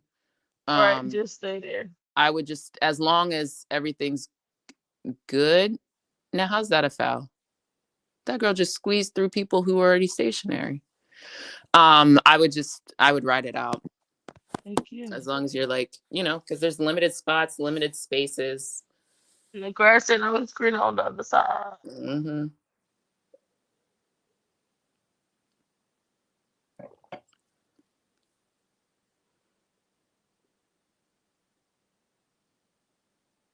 And if you actually look at the construction of Seattle as currently constituted, we'll see next season, of course. But even the Tiana Mare of it all, right? Like, she's clearly not ready. She's not playing. I still think Zaya could could have like a starting spot over Mare. Mhm. Again, you have to commit to wanting to do the thing though. So that's the key. But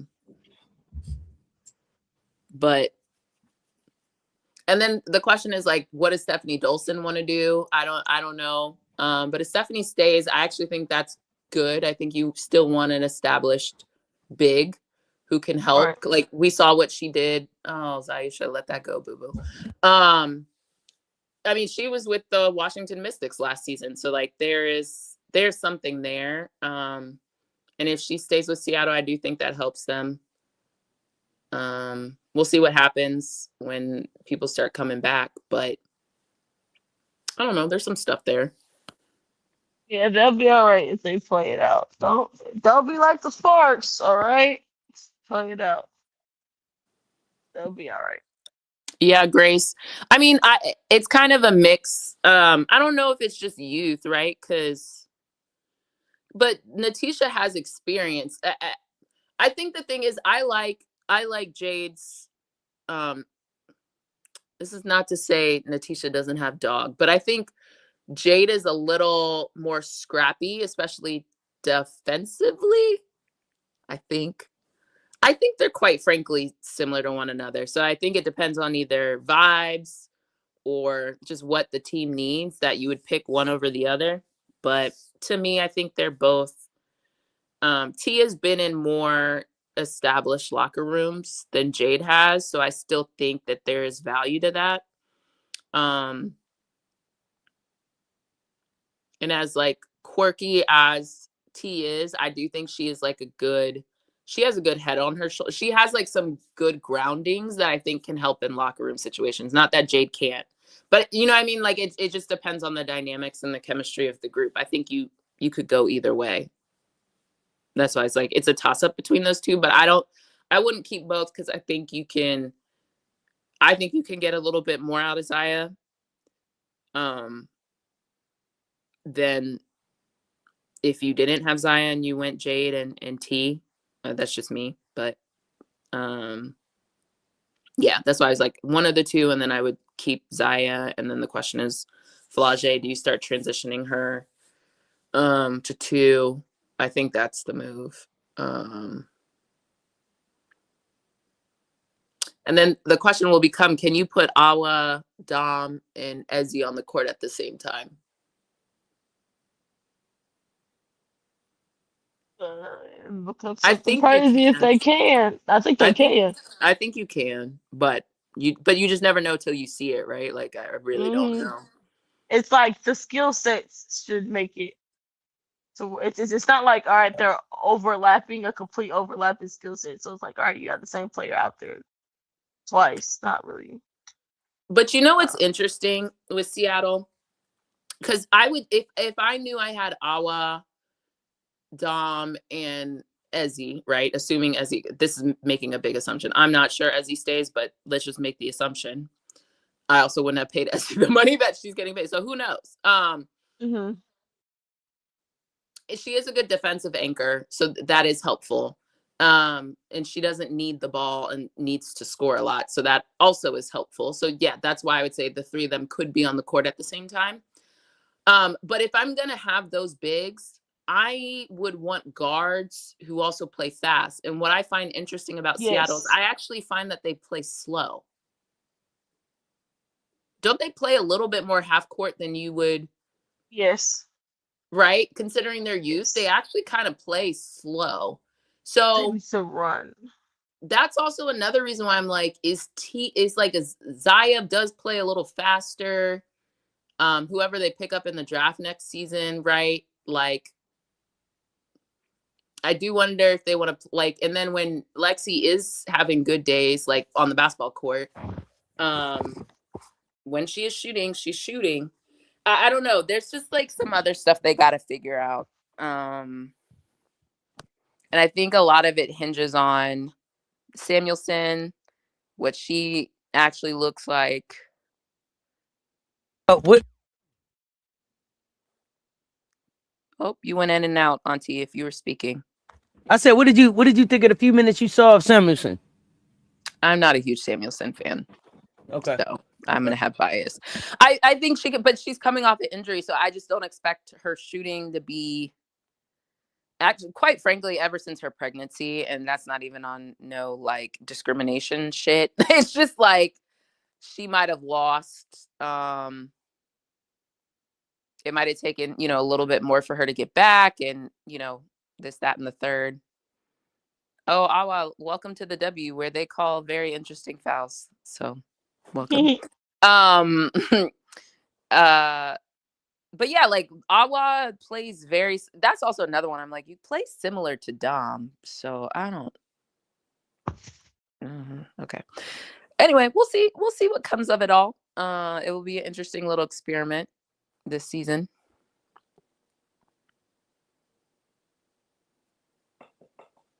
How do you feel about the Seattle coaching staff? I have nothing to say because I feel like I don't have enough. Like they're not playing with a full deck of cards. So I don't know what I'm really, it feels unfair to evaluate them. I mean, when you saw like the change, were you like, okay, this is solid, let's see what they do? Or were you like, No. Okay. But again, I was remember where my stance was on Noelle Quinn. So like it was going to make it really hard to like say anybody coming in made any sense. Yeah, but I don't think that Noelle Quinn's job got called for because of Noelle Quinn. I think Noelle Quinn's job got called for because Noelle Quinn was never going to be in charge with Pokey there. So and Pokey not there no more, correct? Yeah, but I think by that point they got rid of both of them. So she was never I don't disagree. I'm just saying, like, yeah, why couldn't they just have gotten rid of Pokey and actually given Noelle the resources? Giving Noelle a chance? Yeah, that was always my thing from jump. I do agree that like last season. I'm surprised that she doesn't have a job now though. I'm sorry. Maybe she wanted to take a break. No, maybe she did, but I don't even remember like hearing her interview. So like I said, I thought her name was associated with some interviews. Yeah. Oh, really? Okay. Because see, my thing was, I thought that where did I say Noelle could go? Chicago. I think I tried to give her. y'all Chicago's keep trying job. To fire Tyler. No, I'm not necessarily firing Tyler, but I'm talking about young players that she could work with. The other thing that I said was that she could go. It wasn't Chicago. That's not where I said for her. I said college, and I said for her to go to Tennessee. I remember you saying yes. I remember you saying college. But how is she going to go to Tennessee when Tennessee don't believe in Black women? So, Well, I don't know. And that was the thing. I need for Tennessee to tell me that they don't believe in Black women. You need them to tell you. It's very clear. Yeah, come on, man. Tell me. Because when I said it earlier, everybody was like, well, they were going to let Kara Lawson have the job. So no, they weren't. That's wrong.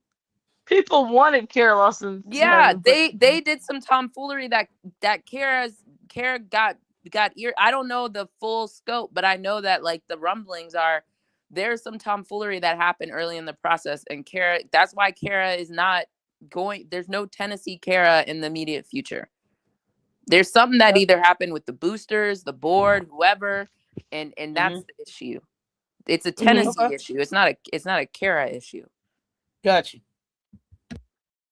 So, I would like to see, because everybody else gets 7,000 chances. But I've also been big on, I didn't think Sandy and Toronto was necessarily the move I would make. I think she's had enough chances, and I've shown you that for the most part, she underdelivers given the talent structure she has.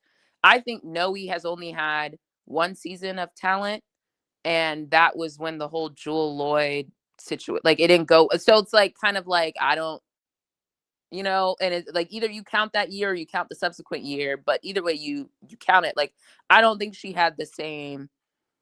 And she had already said she was on borrowed time before she got that team post Jewel Lloyd. So like it already was like giving lame duck. I would like to see Noe truly with a rebuilding team, because even the Seattle time when Jewel got the scoring. So Stewie left. Jewel got the scoring title, but even that year was not really a rebuilding year because it was still like, well, you have Jewel. You know what I mean? So I just feel like the expectations have continuously been completely different than the reality, that she never really got that fair shot. I would like to see Noe with with potentially like an expansion team or a newer team. I You would would like like to to see see her Noe. immediately as a head coach or in an assistant role, or what do you think? Oh, back as a head coach. If I'm her, Back I'm as not taking no assistant. I'm only doing assistant for like a Becky or Yes. like very specific individuals, but it's Becky or what's that crazy lady in Minneapolis? Cheryl. Cheryl.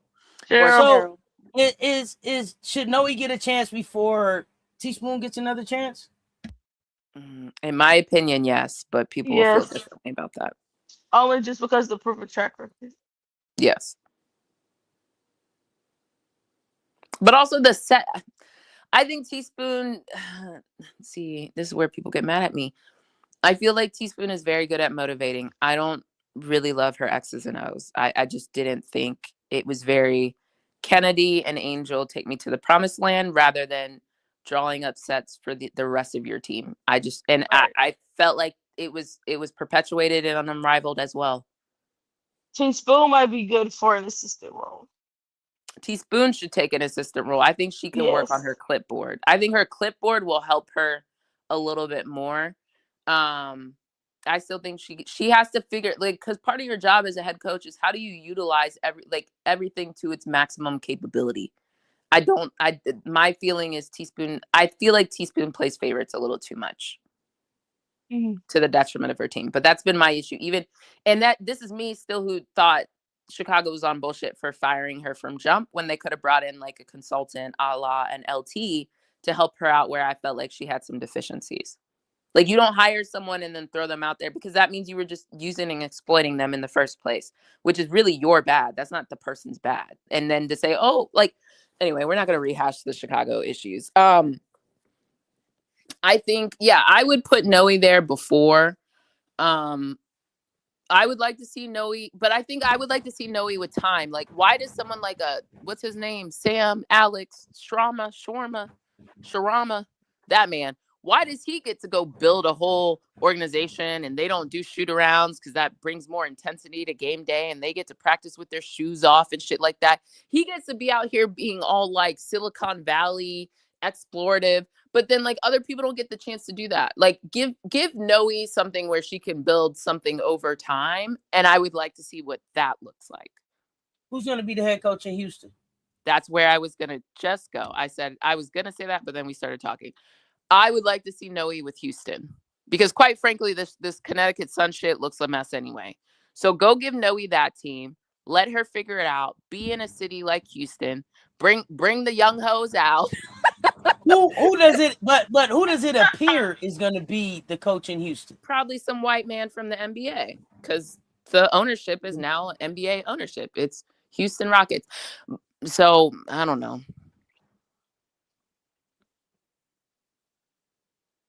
I'd like to see Noe do it. I think she would engage. I think the city engagement would be.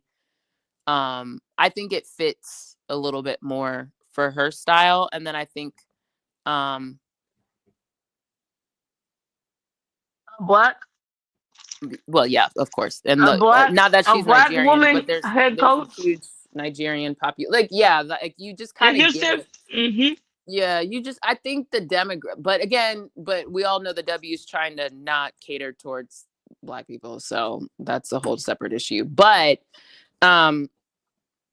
you still need kind of some of that fervor, that like what did Noe say? I'm gangster.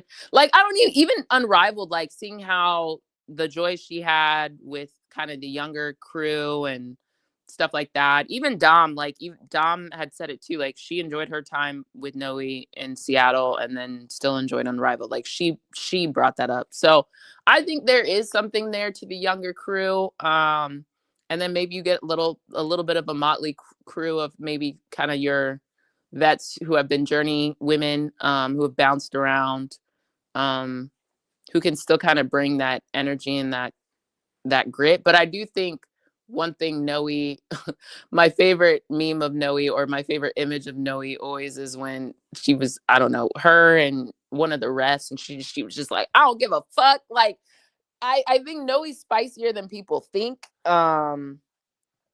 And so I would like to see the team actually build something around someone who knows a little something about the W, has played in the W. So I think there's something there, and then let her build out the team.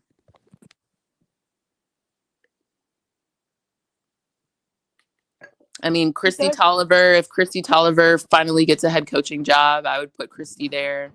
Dak, like she is forever a bridesmaid. So I know. there's that. But Christy, That's it.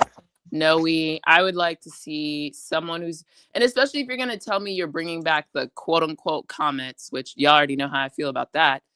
Why can't you bring someone back who played in the dub as a head coach?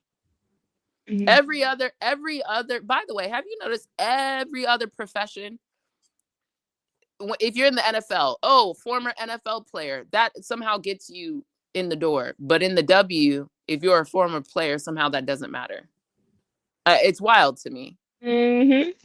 Mm-hmm. Every other profession, they want someone who played the damn sport. So some double standards, man. Yeah. So I'd like to see maybe, yeah. Who else would I put? You have Christy, Noe. I really don't want to see another man. Brand January. Yeah. It doesn't. I wonder if she's looking. Well, I want her to leave at this point. I want her to look. Yeah.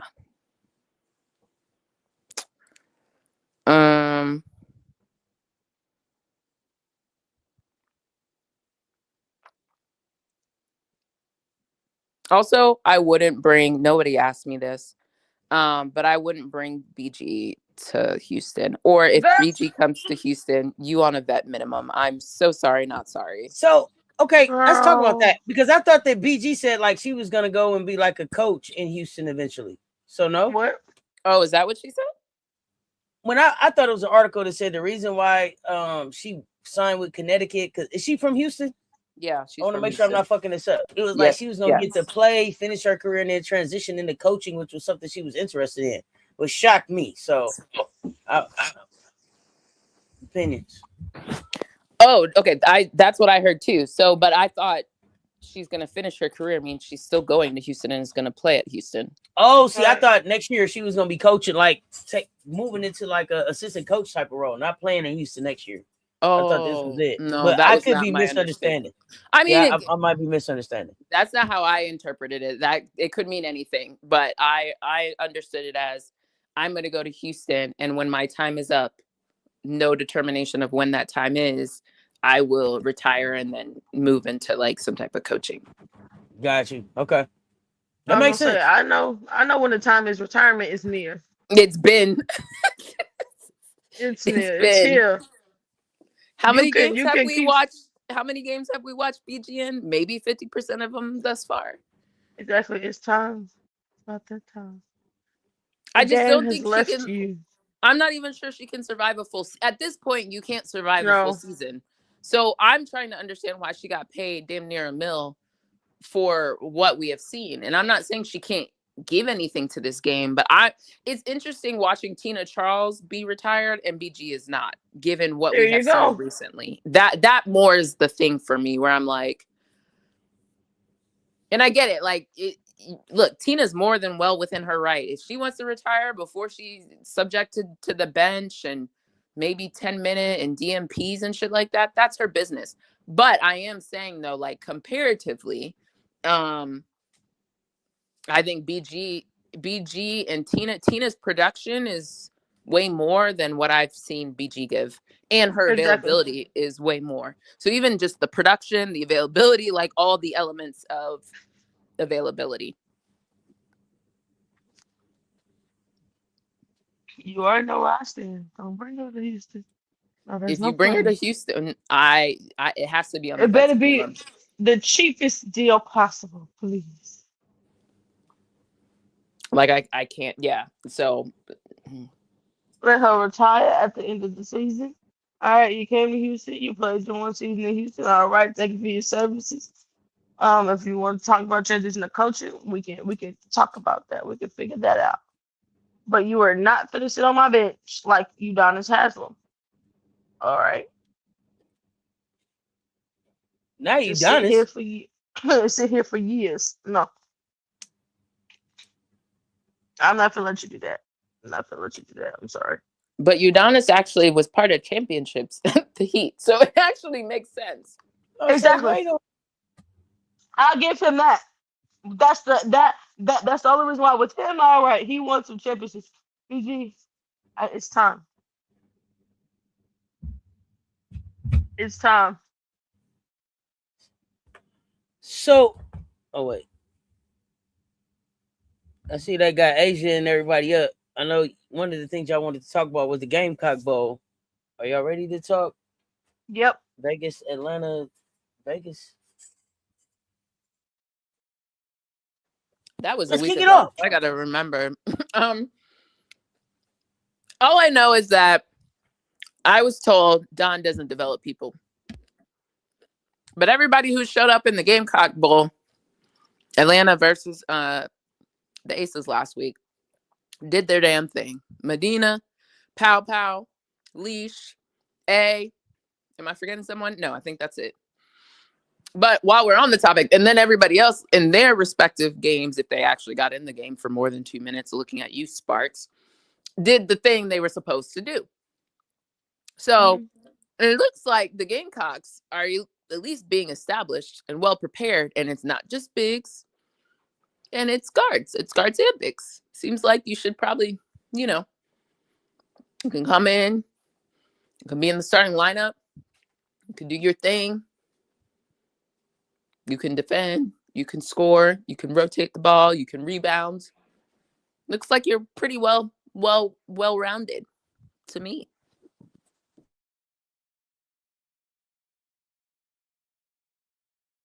All I have to say is people talk about why do people go to South Carolina? They showed you. They showed you why they go to South Carolina. All the Gamecock girlies did their jobs. Yeah, but what I found interesting is that in none of that time when they were talking, when these young ladies were out there hooping, did they talk about? They didn't bring up South Carolina then, right? Nope. But they always bring it up like, Don didn't develop them. This didn't happen. This didn't happen. Let's revisit some of the South Carolina stuff and some of the good things that they've been able to do coming out of South Carolina. And again, South Carolina, maybe they don't. Maybe Don doesn't develop guards. Maybe you shouldn't say that. And maybe she doesn't develop bigs. Maybe she just develops pros. And I mean, because I think that's what we got. We got 14 pros in the league right now. Is that right? Is it 14? 13. 13 pros in the league right now.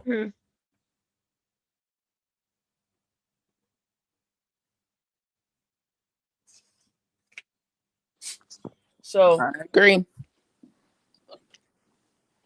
And meaning like coming in off the bench, doing their job, being productive, moving the ball, getting the ball into people. I mean, I think we saw it again today.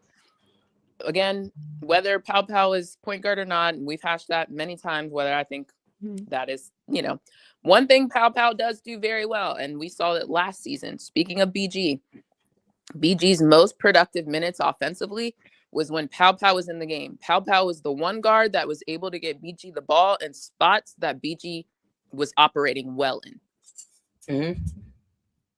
Like, BG is sealing. Pow Pow gets BG the ball. Pow Pow is able to move the angles and feed BG in the post. So BG's most productive minutes were when Pow Pow was in the game. We saw it again today with Angel. When Angel was sealing and in the post, Pow Pow was able to get Angel the ball in spots that she could just go up with it. Not a whole lot of movement. Not a whole lot of post moves were necessary. Got it to her on swing in the post. Fed her really well. So that is something that is consistent.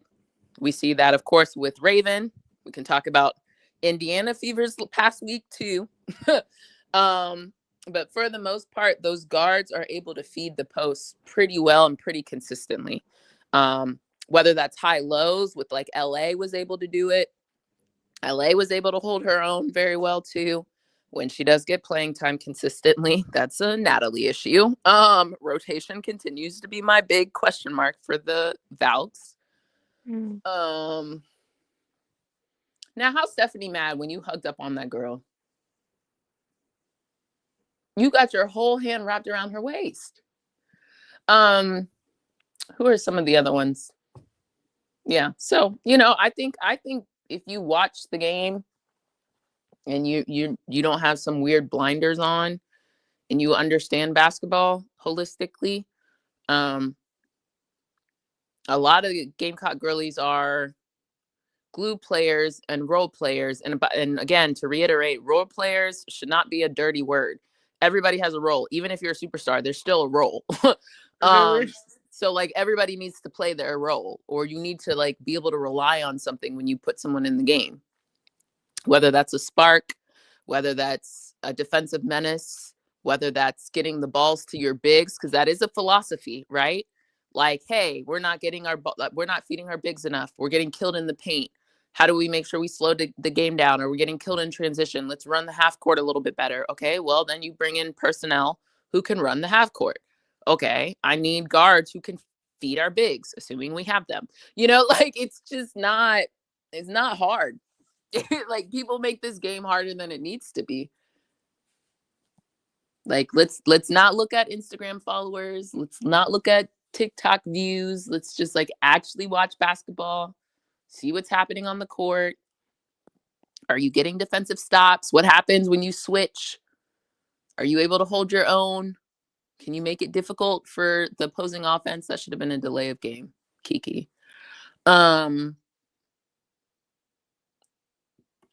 Like, let's just watch the game.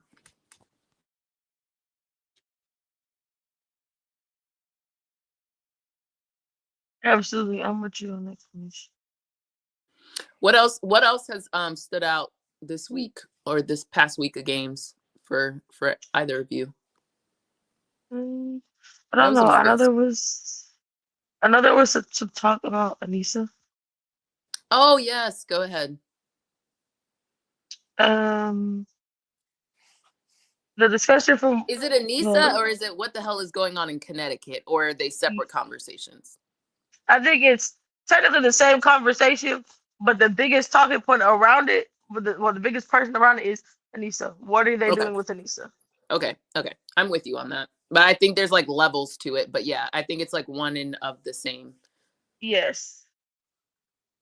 Because it was talking about Anissa, talking about Sanaya, trying to figure out, I guess, what people were expecting for year two for her is not starting off where they thought it was going to, at least on the offensive side for Sanaya. And then with Anissa, it's just like, all right.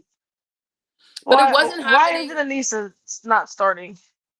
Yeah, so that's been my thing from jump. I was confused. And then ironically, the day I asked for it is the day she started and then only got 7 minutes for the entire game. And I was just like, okay, now that's not quite what I was talking about. Right. Which is why it kind of bubbles up to a broader, what the hell is going on with Connecticut? Because to your point, the Sanaya one, okay, we can have like, Mother's Day anniversary of her passing. I think it was also potentially her mom's birthday. Like there's, I'm sure, a lot of stuff in it. But even when so that's one. And I understand that can be a thing. I still think even Unrivaled still was showing signs. I think Sanaya has quite frankly had a decline since maybe Lacan came into the picture for real last. I even felt like the last bit of her last season wasn't quite with the same fervor as most of the season, right? Right. And at the time, maybe I chalked it up to just like, oh, you have now a point guard in play, so that like you're moving off ball a little bit more, blah blah blah blah blah blah blah blah blah. Then Aaliyah Edwards came into the picture because that was via trade. So she wasn't there all season. So there were just like moving parts in Connecticut. But now that like I take the Unrivaled off season, really didn't feel like that went well. I really didn't. Like, there was just, and if anything, there defensively at times, blocks here and there, but like the fact that there was like a DMP for her, like at the end of the in play, it was just like, and then the trade, and again, it just felt like we're not quite getting there. You know, it's not Right. in progression isn't always linear, right? But at some point you're able to pick to, oh, this is the thing you're doing better. And it didn't, it felt, yeah, like to your point, the offense felt like it fell back. It wasn't consistent. And specifically this season, again, it feels like we're back to, and even to your point around offensively, I even felt like at times defensively this season, it wasn't quite there. Mm-hmm. Now, and Connecticut in general just makes me think, like, what is the whole movement to Houston? Maybe the head coach and the whole front office feels like lame ducks. Then the the Brittany Griner of it all, just like, why are we starting Brittany? Like, this feels very, and I'm not always the like the young hoes of it all. Like, I'm not even like, oh, good, they have Cheryl in the Houston Comets promo, as they should. I'm not even big on like the kick the older people out, let the young guns go. Like, that's not even my MO for real. But I do feel like for Connecticut, you guys just have too many questions and not enough clear answers. And I feel like we're constantly changing things up to the detriment of consistency and like logic. Right. Even the Nell of it, like Nell just got here. You have Lacan coming eventually. It just is like, there's too many. What are we doing? And then the HVL pick, and then HVL gets inserted in the starting lineup. And again, also remember, I say all this because it actually further emphasizes my point. I'm not even the starting person. You know what I mean? Like, I actually think it's arbitrary, but somehow it's resulting but my caveat here is for Connecticut, because they're losing in the ways in which they've been losing, and they're not getting to me, the people who are showing the effort and the energy, you almost have to reward that. Whereas like a team like the Vegas Aces, I need continuity. Like, I don't need to put a Kennedy Carter in the starting lineup. I would rather have Talbot. Talbot does more of the glue things that I need her to do. She doesn't need the ball, blah, blah, blah, right? That to me is different than when you're a team that at the time was 0 and whatever, and you're trying to get wins on the board, and everybody's relatively young, and everyone's like, there's just a struggle that's happening. The thing that's confusing to me is why Connecticut seems to have there's no Marina. Okay, got it. There's no Bria Hartley. Okay, got it. There's no Tina Charles. Got it. And it doesn't have to result in wins, but it's not resulting in better play from the individuals. And that's where I'm like, that's where the gap exists for me. Right. And that's why I thought Anissa should have been starting, because the energy she was coming with and stuff like that felt like it was really good, what you needed the team to start out with a little bit more. And the fact that like Anissa was coming off the bench, but someone like Aaliyah Edwards, who just showed up essentially, right? Because she came via trade last season. And you had Anissa starting last season. It just is like, I don't understand what's happening here. And I think it's, again, the context and the multitudes that arise that makes it confusing for me, rather just in isolation. Right. So I'm not understanding that. I just really don't know what the Connecticut Sun are doing. And I'm not even big on like, oh, you didn't start Anissa, so she should trade, or she had one bad game, she should be traded. But I don't like the trend of what I'm seeing. Even when Anissa got more burn last game, it just didn't look. Her body language just doesn't feel good.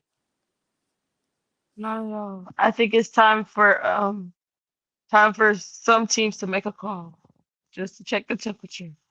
Well, Yeah. according to Paige, allegedly there was some some back and forth with her and the coach in the halftime before, not this last game, the game before that. The one that she only got 7 minutes, or the one prior to that?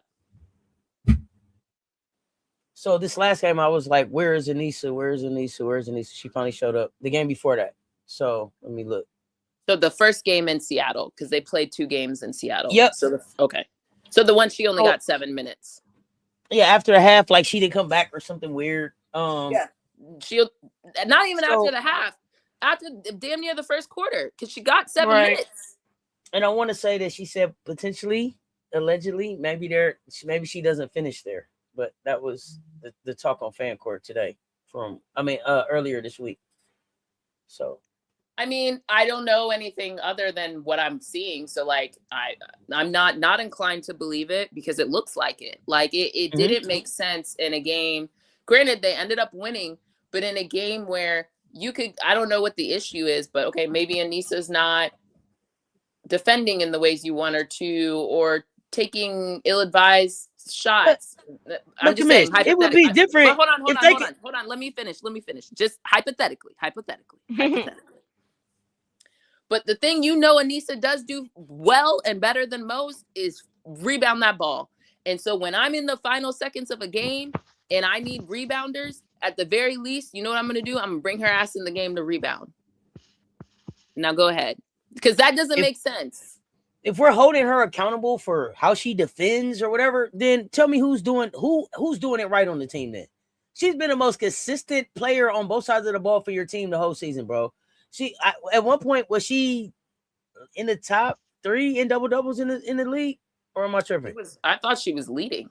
She was 1, at least top 3, maybe 1. I don't want to mess up. Y'all know how I mean, there were only so many games, but she definitely was. I get that she's part. Number one off the bench. That was definitely true. But I want to say she was in the. She had a double-double every game. And I want to say she was like a WNBA season leading like 4 double-doubles in a row off the bench, and I felt like was the only player that came back ready to fucking play basketball this season for Connecticut. Sinai Rivers, where are you? Right? Like, I don't know. It seems very, I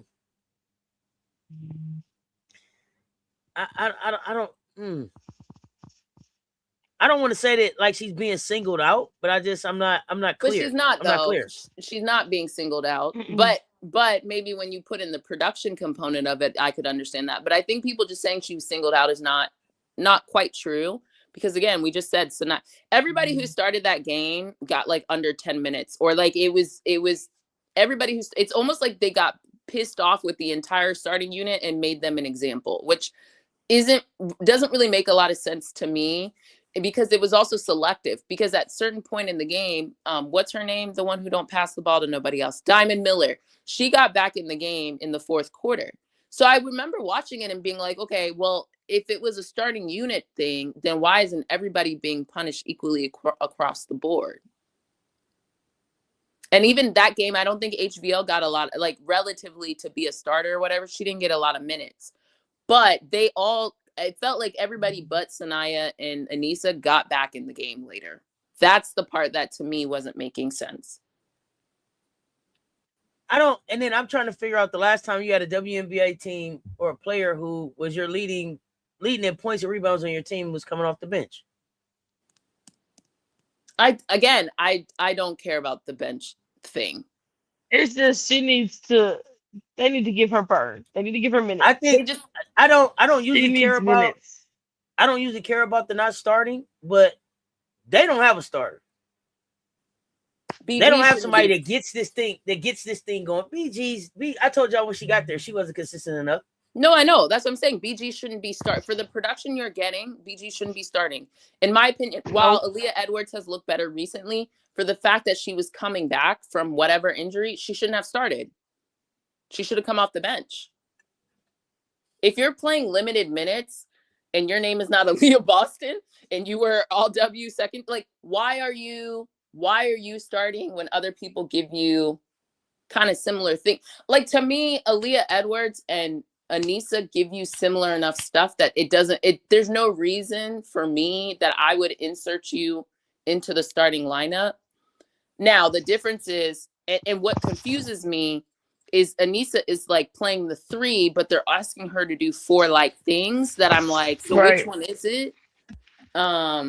Because if she's playing the 3, that's where I guess Kennedy Burke / Diamond Miller are coming into play. And I'm like, well, Diamond isn't doing the thing. So I'm not like, it's actually to the point where I would say Diamond is a hindrance to your team flow. Like, she is not passing the ball and she's shooting tour dates. She's trying to get her game off. And she's trying to get her game off. Because it's like, you came from, you was on Minnesota. Minnesota gave you the deuces. Then she went to Dallas. Dallas gave you the deuces. You wasn't playing like that in Minnesota, so don't come over here trying to get your game off. But that's what I said. Like, it's a psychological thing when, you know, they're trying to get theirs. So that's why it's like freedom. But it's not helping your team dynamic. Like, if it's a team dynamic thing, then okay, Zion Awa got a little 2-man game going. If it's a team dynamic thing, then, and you're trying to make examples of playing basketball the right way, then you would never have Diamond in. Like, this is, I've noticed this for a couple games now. You know what I mean? And so right. You're not be consistent on, you know, what the philosophy and the principle is. So that's why I don't understand what the Anissa situation is. And it's been going on all season. So I don't quite get that.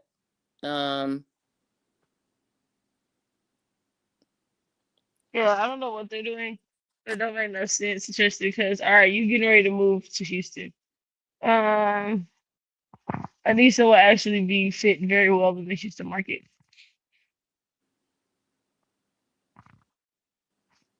Oh, nice move, Cody, but you got to convert. Grab the ball.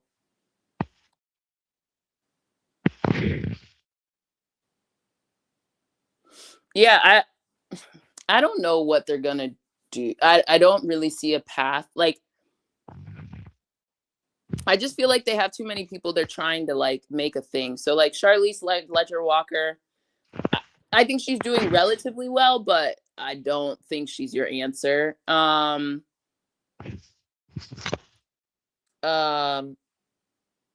I think she's a good enough backup PG. Oh no. I guess they thinking they hoping and praying that Layla LeCon comes back and can figure something out. Oh, she can. I think Layla's good. She can, yes. But she's only going to be able to. It's the kind of the conversation we had with Monique Akoa Makani. Like, she could get you games where it's like, we lost by the final possession, sure, all right, or down. But if you get blown out every night, she can't fix that. But yeah, if your rotation sucks and people are in the game who shouldn't be in the game, and they're like, unless you tell me that Layla LeCon coming back is going to fix everybody's playing out of position, but they're not. Everybody's not playing out of position. So if you don't have if you have BG playing 1/3 of the games available, that's an issue. Kennedy Burke, didn't they just play another game after she got that game winner, and then like she went back to what it's looked like this season? So it's like I don't really know what you guys are, you know, what they're doing. Yeah, I don't think they know what they're doing. I just don't see like Layla fixing everything. I don't see it. I think they'll win. Like, they'll come out and be gangbusters every once in a blue moon, but that's not going to be enough. Right. It's not for you if you're talking about trying to win games consistently.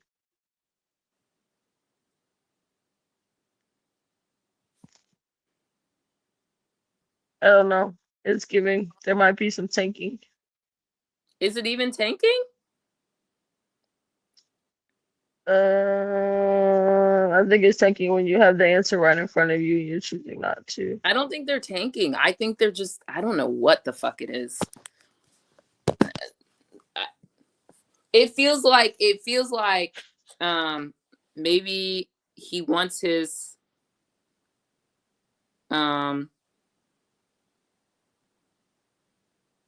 thing to go a very specific. I don't know. I don't know, y'all. I don't know.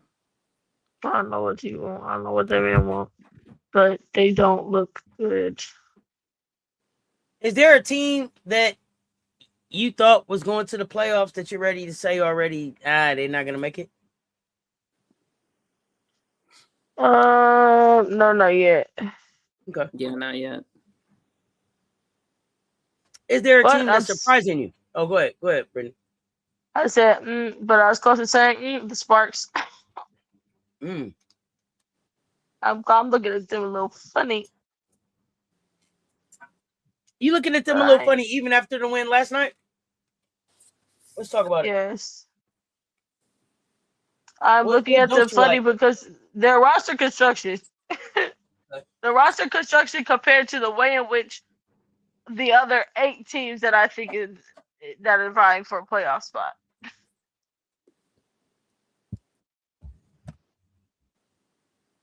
It's a wait and see for me, but they're on the cusp. They're on the cusp. Yeah, that's I just thought going in into the season like, okay, cool, like yeah, they'll get a spot. The question is, are they going to be between in that 6 to 8 range? Now I'm looking like, ooh, y'all, the way in which y'all looking, y'all look like y'all finna be fighting for that about 7, 8.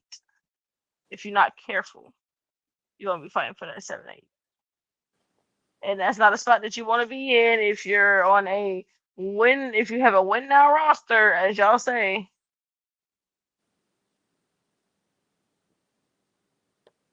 I think even if they make it to the playoffs, by that point, Kelsey's gonna exude so much energy doing what she's doing that by the time you get to the playoffs, it just Yes. So that's gonna be their problem, in my opinion. It's just it's gonna take it's just gonna take a lot out of her to play the way she's playing. I just don't think you can. I don't think you can sustain that all season and into multi-game playoffs and go far. No.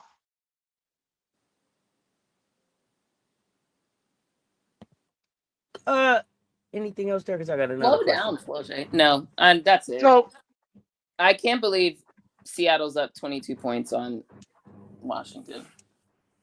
Is that more about you surprised by Seattle or you're surprised by Washington?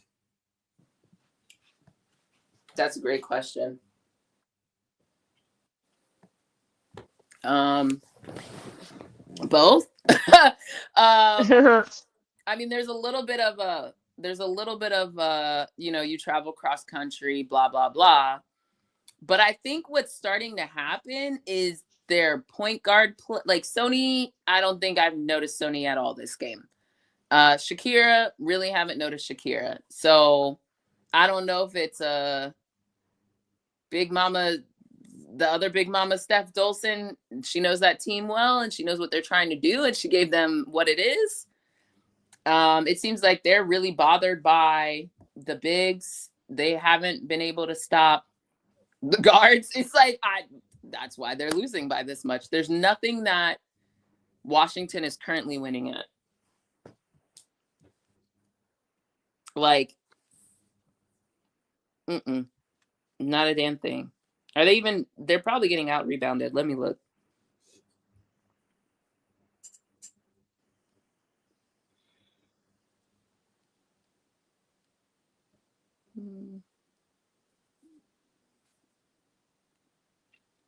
Let's see. Team stats. They're actually tied in rebounds. That's crazy work. Okay, then it's the 3-pointers because Yep, Seattle's 10 to 22. Yep, 10 of 22 versus 3 of 16, so a difference of 7. That's 21 points right now. More free throw, and they've had Seattle's only missed one. Well, only missed one free throw.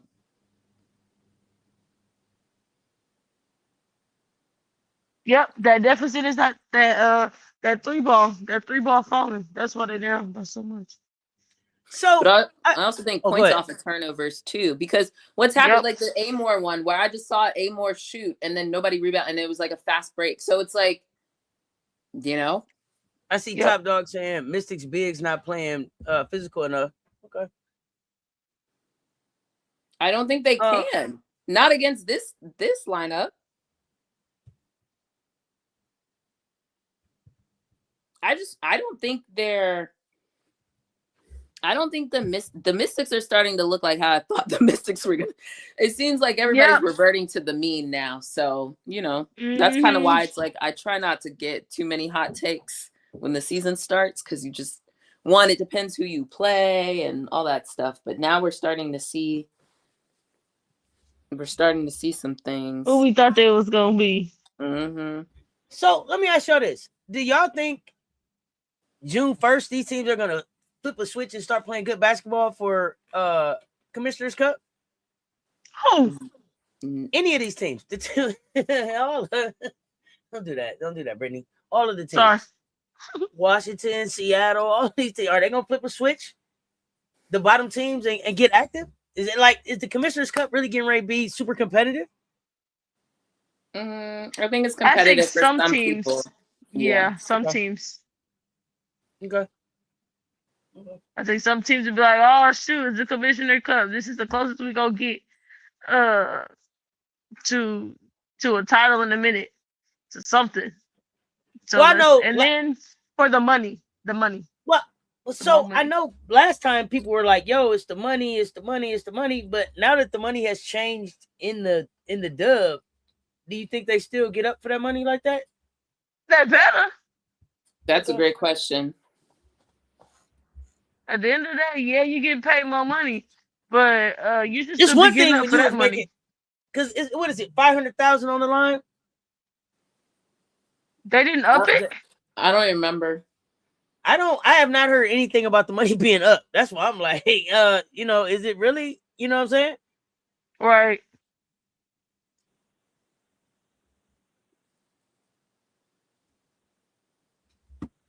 Will they really do that? Is my They question. should have upped it. They should have upped the money. I mean, why? It only makes sense, don't it? I don't know. Mm-hmm.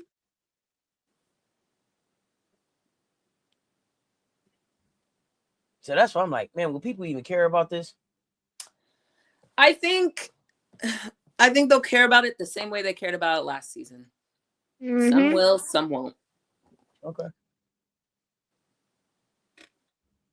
See, I thought they cared about it because it was like, I'm gonna make about 60,000 this year or so. I'm gonna need to do some things. Versus, hey, they didn't already got the BRI checks, didn't they? What was the first check they hit? I forget, they but was talking about. Yeah, it was before. Then they got this money. I don't know.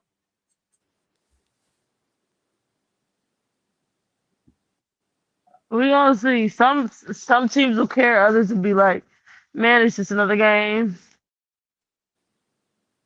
You said it's another game. For some teams, it'll just be just another game.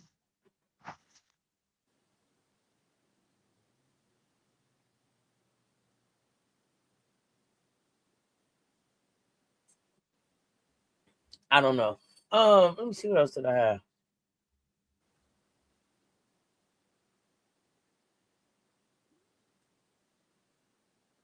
Oh, 1 second. Olivia Miles. How are you liking her in Minnesota? I'm sorry, I'm getting through my notes. Fitting well. She's fitting well. I was wondering how it was gonna work with Cheryl. But hey, it seems like it's working well. She looks good. And we'll see how she looks with Fee. Yeah. But she looks good. I will give her that. She looks good. On the offensive side of the ball, and she's not. Listen, she's still not a defender. But they're figuring it out. But individually, I don't feel like she's gotten better as a defender.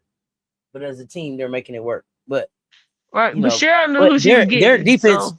But I mean, and what I was going to say is their defense made Alana Smith the goddamn co-depoy last year, and she can't guard a goddamn traffic cone right now. So it may be just their system. Sounds their like defensive coaching. system. So Yep. We'll see how that work out for her.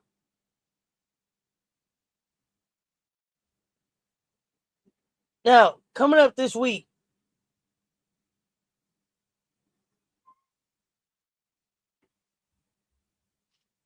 what we got. So the most intriguing day for me is probably the first day that's really super intriguing for me is probably Thursday. Although I'm gonna watch all the games, but Thursday, Vegas at Dallas, Indiana at Golden State. I'm really looking forward to those two games this week. I don't know if y'all had other games y'all were looking forward to. Just thoughts on what we got coming up this week. No, those are two really good games. Yeah. Vegas better backpack their defense.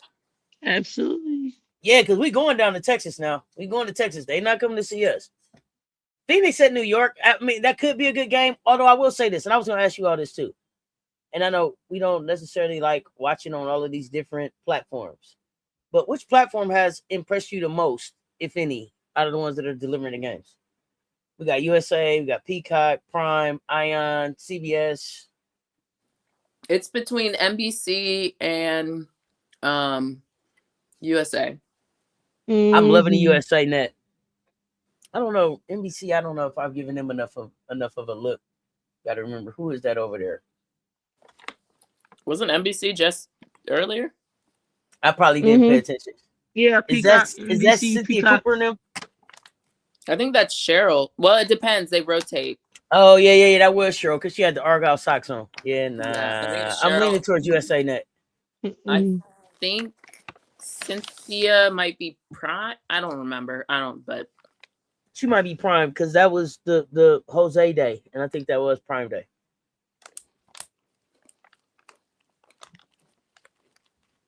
Speaking of Jose, how did y'all feel about that? Sir, I don't know who the fuck you think you are. Who you think you are? Didn't we already talk about this? Yes, he feels like. But didn't he say something else this week? I thought. Yes, he did. He spoke in Spanish and said, "Since these analysts like to talk to me in another language, who the fuck are you?" Exactly. He be feeling like he's Gino, and it's like, nigga, you not Gino. So I don't know where you to be talking the way he's talking. You would think that he's done something at least on the collegiate level that he was at, but why even come back to it? I think is what that's what I'm saying. Me about He's weird. That's why everybody's like, "Oh, I love his personality." I don't. I think that's fucking weird. It's your first year in the league, and you over here trying to pop your shit on game 2. Because but you popping your shit on game 2 at a legend? I didn't understand it. Yeah, and everybody was sitting around like hyping it up. I just find strange. Yeah, his homeboy just did it, so he feel like he got a green light. He can do whatever. So I don't. Gino gave him some courage. All right. That's all that is. That's all, because that's what it's giving. Is it's giving he's cosplaying Gino. And it's like, with none of the accolades. Exactly. And it's like, sir, you wasn't doing nothing on the collegiate level. So for you to come in here talking the way you talking, acting the way you acting, we didn't hear nothing about you. We didn't hear nothing about that man until, all right, now you come to the dub, and it feel like every week we hearing something about you. You're either saying something or you're doing something.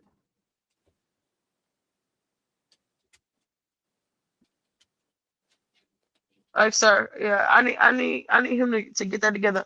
I don't know why he's feeling like he's Gino or whoever he's feeling like, but yeah, no. It's weird.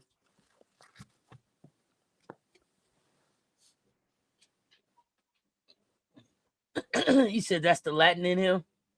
Sir, stop acting like Kim Caldwell. I ain't got time. Yeah, Cynthia is Prime. Thank y'all. What's wrong with Washington? They're coming down They to gotta move figure it out. They're not that good. If anything, we were full the first couple weeks thinking, this ain't how I thought the team was gonna look, but I said, let's give it a minute. Let's give it a minute. There they are. That's the team I thought they were gonna be. So yeah, everyone's reaching there. Ready to start. It's gonna start hitting that time where people start hitting their averages. All those one-off games at the start of the season. All right, yeah, whoop-de-whoop, great, good job. But that is not your average. They probably should have played Lauren Betts more in this matchup. Big trades coming. Big trades coming. Big trades. These teams gonna have to move around. They're gonna have to move some of this talent around. They're going to figure it out. Well, I don't know. Unless they tanking like people say. But we'll see. We shall see. Did y'all have anything else? Why doesn't he play Rory? Nope. Rory's been out there. What are you talking about? He plays Rory. Rory's He's been out very there. much That's splitting those minutes. Kept trying. Yeah, and Rory's been closing too. You cannot. Rory's been the closer in the W. All these sub 5'6" guards and think it's gonna work. That's why I think Rory specifically closes for defense at the end of the game. But let me see, what did Rory do today? Rory had 2 points. No, don't give the points. Give how many minutes. That's what I said. She had 3 minutes, 2 points. Oh, 3 minutes? That's all Rory had was 3 minutes today. Well, they needed the defense. I saw her out there. But she usually closes. So she closes when they're winning. They're not winning. When they're winning. So you needed her defense before then. Correct. But even when she was out, what was her plus minus? Can you see it? Hold on. I got it. We also got to remember plus minus is also indicative of who's on the floor with you. No, I know, but it will also give an indication of she was a -2 in the 3 minutes. I mean, everybody's negative, but like for example, Michaela, whatever her name is, Onyenwere, she played 17 minutes. She's a +4.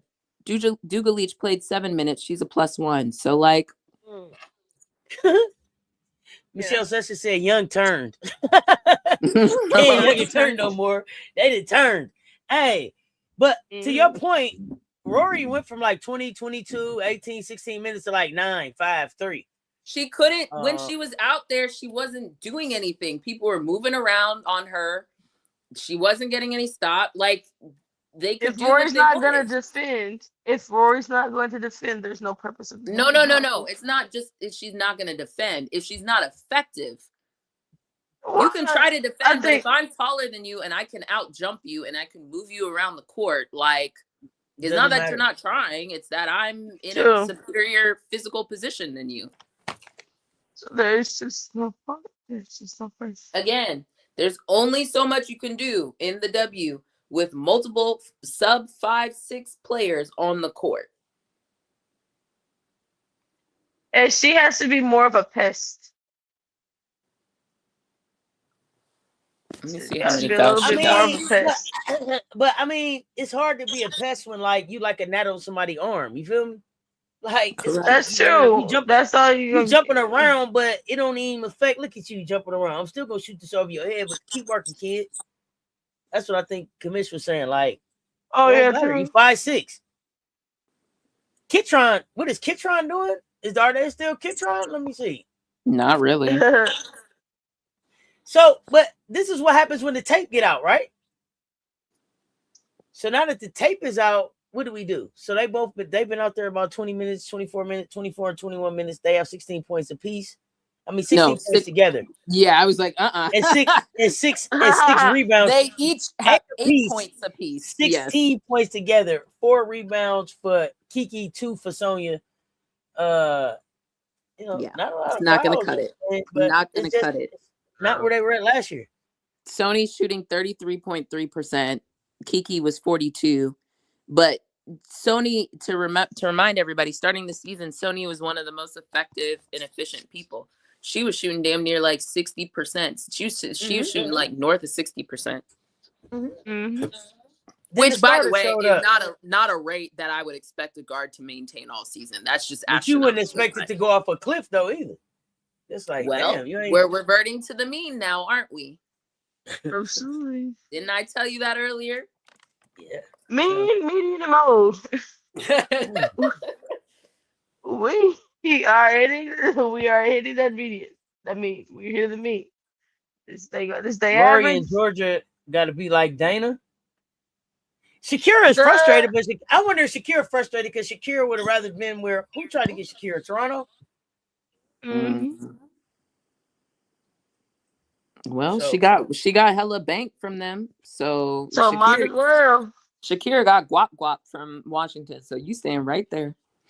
See me again, Guamana now. See me again, Guamana now. that is exactly how Shakira should be. That is exactly how she should be. Oh shit! But I don't have time for you today. Oh goodness.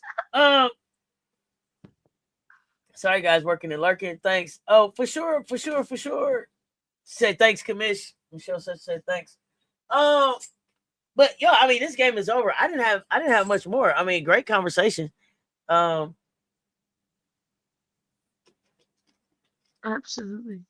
At the end of the day, aces. I don't even care in a loss. Like aces, let's get it. I'm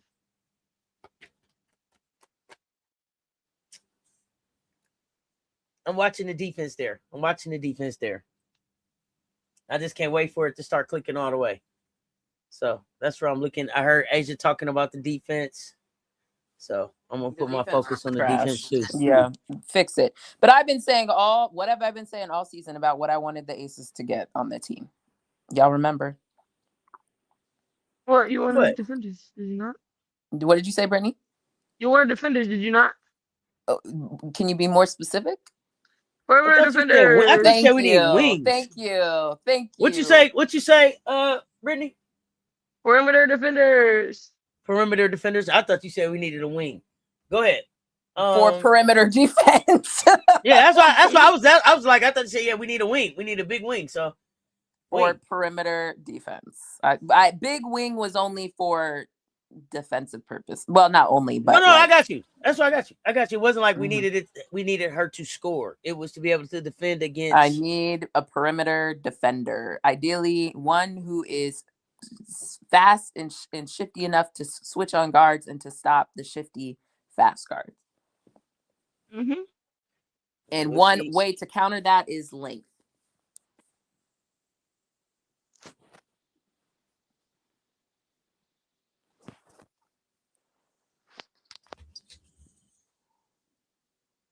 Now, why are you standing flat-footed when someone passed the ball to you? Move.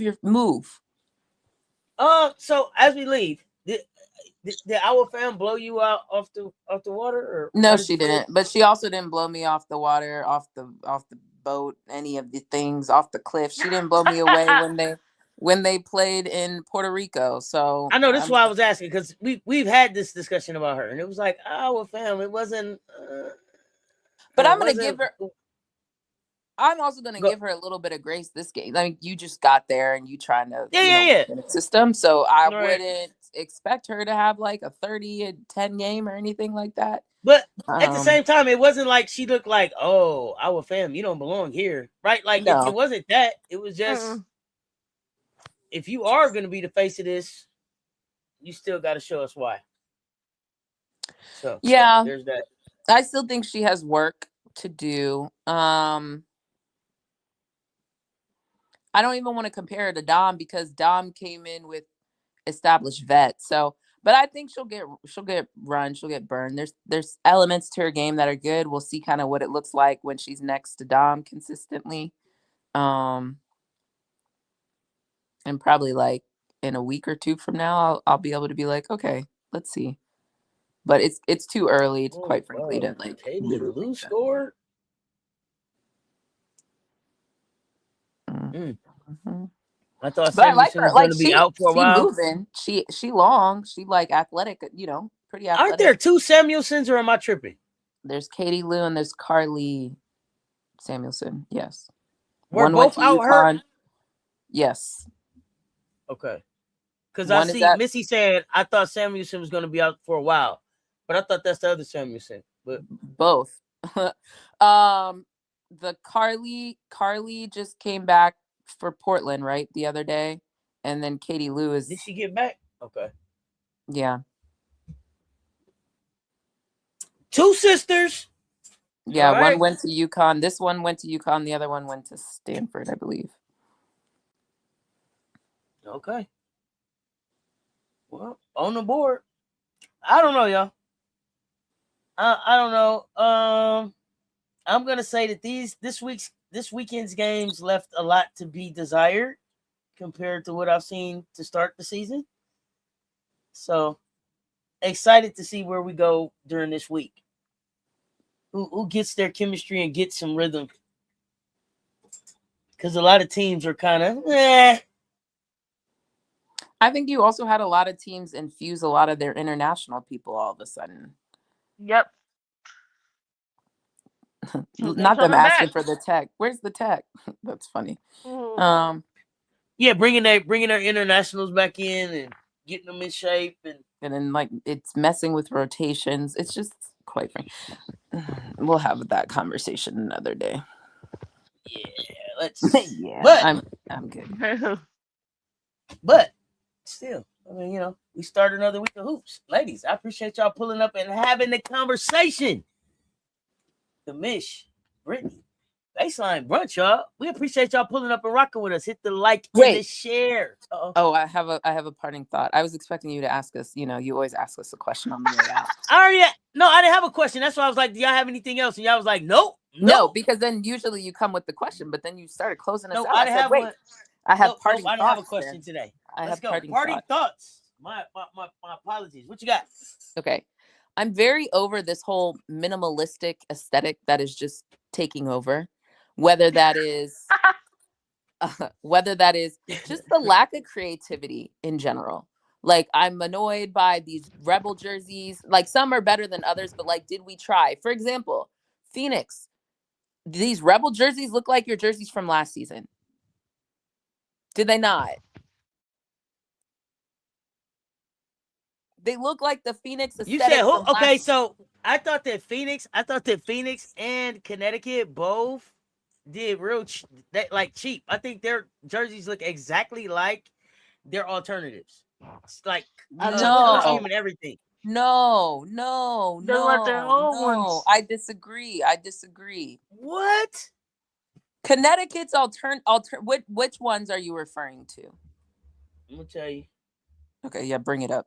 Because Phoenix did a whole redesign, Merc this, Merc that, purple this, and like changed their whole thing. And then the Rebel jerseys are literally look like their jerseys from last season when the X is all in like the color and the orange gradient. Yep. And it's so I'm like, that was lazy. This is literally your jersey from last season. I gotta look at it. Seattle's not. I do like the little like Thunderbolt looking Thor stuff they got going on their side, but it's really not that different than their like. They have a Storm jersey that just doesn't have like the gradient in the Thunderbolt, so it's kind of lazy. I like it, but it's lazy. Not Mercury. Connecticut, I feel like has a little bit of a zhuzh. It's still blandish. But it's different. It has like the gradient and the orange and the like. It has more tonality to it. Because they're all was lazy. Okay. Where is it? Let me wait for it to load. So I thought this was lazy. This is the Connecticut one I'm talking about. Hold on, let me zoom in. Okay, but that's not what their Rebel jersey looks like. Pretty much. It's the same. No, that's not a pretty much. No, look. No. What? The only thing that's different is the goddamn colorway. The letters look the fucking same. Everything. Look. The letter. Okay, because that's the native. The only thing that's different. The only thing that's different is the colorway. That's it. What's different? What's different? Okay. Look, the same little pattern around the little shit. The Nike you dig right here. Okay, the Nike. Son, right here, Wait, the wait, number. wait, wait, wait. Stop. Look, We cannot. the We Nike. cannot do Nike. It's Nike. Nike puts their damn check mark where I they get want it. to. I'm saying, what's different? But the colorway. Okay, first thing, let's keep in mind the Mohegan tribe, right? So I don't know how to pronounce that. I assume this is pronounced No problem. Kasuks. I don't know. Kasuk. No problem. That No is that is the whatever Mohegan tribes, you know, whatever they're called. I don't know their actual native tribe. That's the word for sun. Okay, got it. Got it. I understand that. So sun. Okay. Sun. Number. Now. Number. Okay. Right. But hold on. How's the number supposed to look different? Look. At least use a different font. It's a rebel fucking jersey, like Las Vegas did. At least they did. Las Vegas. No, Vegas. Look. Same little pattern. Because that's the Mohegan tribe. That's so their nothing. thing. So nothing is different, but the colorway. It's the same. No. Okay, let me talk. Okay. Go ahead. Let me hear. Let me hear. I disagree. I totally disagree. It's the same shit. So wait, okay, hold on. Before we go down the rabbit hole, let me ask this question. I think they telling you how to say it in the chat. Key sucks.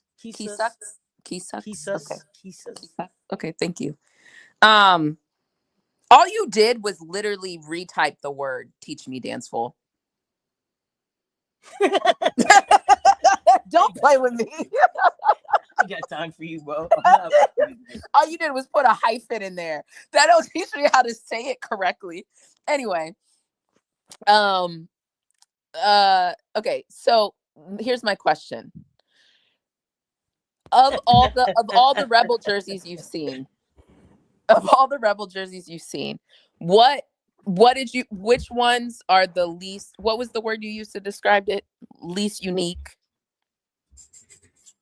I just want to know where this one ranks in your assessment of all of them. This one sucked. The tempo sucked. I'm not asking. I know. Okay. Who else? I'm trying to think. I'm trying to remember them. But did they suck for the same reason, or they suck? Yeah, they were all boring and basically the same shit. Okay. And what I didn't like about, I want to know. And go ahead. And what I did like about the Mystics is it was like all of a sudden they be trying to become the Golden State Vouch. Like that ain't even y'all colors, bro. Like boo. Okay, but that's different. That's what the category, whatever categorization of this is boring and looks like an alternative of your already existing jersey. Where does so tempo, it feels that way to you. This one, right. What else is in that? Right. I'm trying to see if I can see them all. You better say the one I just described. I'm trying to see if I can see them all. Let me give you a hint. Because I've already been up here. I've already said. No, I want to stay true to what I said. Okay. I said Connecticut sucked. I said Phoenix sucked. Damn, who else did I tell y'all I didn't like? Because I went through this. I'm trying to find it. Your tempo.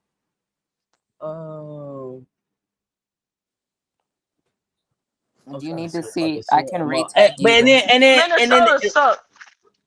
Oh, Minnesota sucked. They're not even up here on this picture I'm looking at right now. Oh, I hope this ain't their Rebel jersey. I just want to. That's why I'm asking the question, because there's a lot of non-original ones, and I just want to know where this one ranks versus the other. They could have in this specific category. We're not putting the Mystics in there because they did something else. I want the ones that do not look original to you. I want to know where Connecticut ranks. Connecticut and Phoenix were at bottom for me. They were way low on the totem pole for me.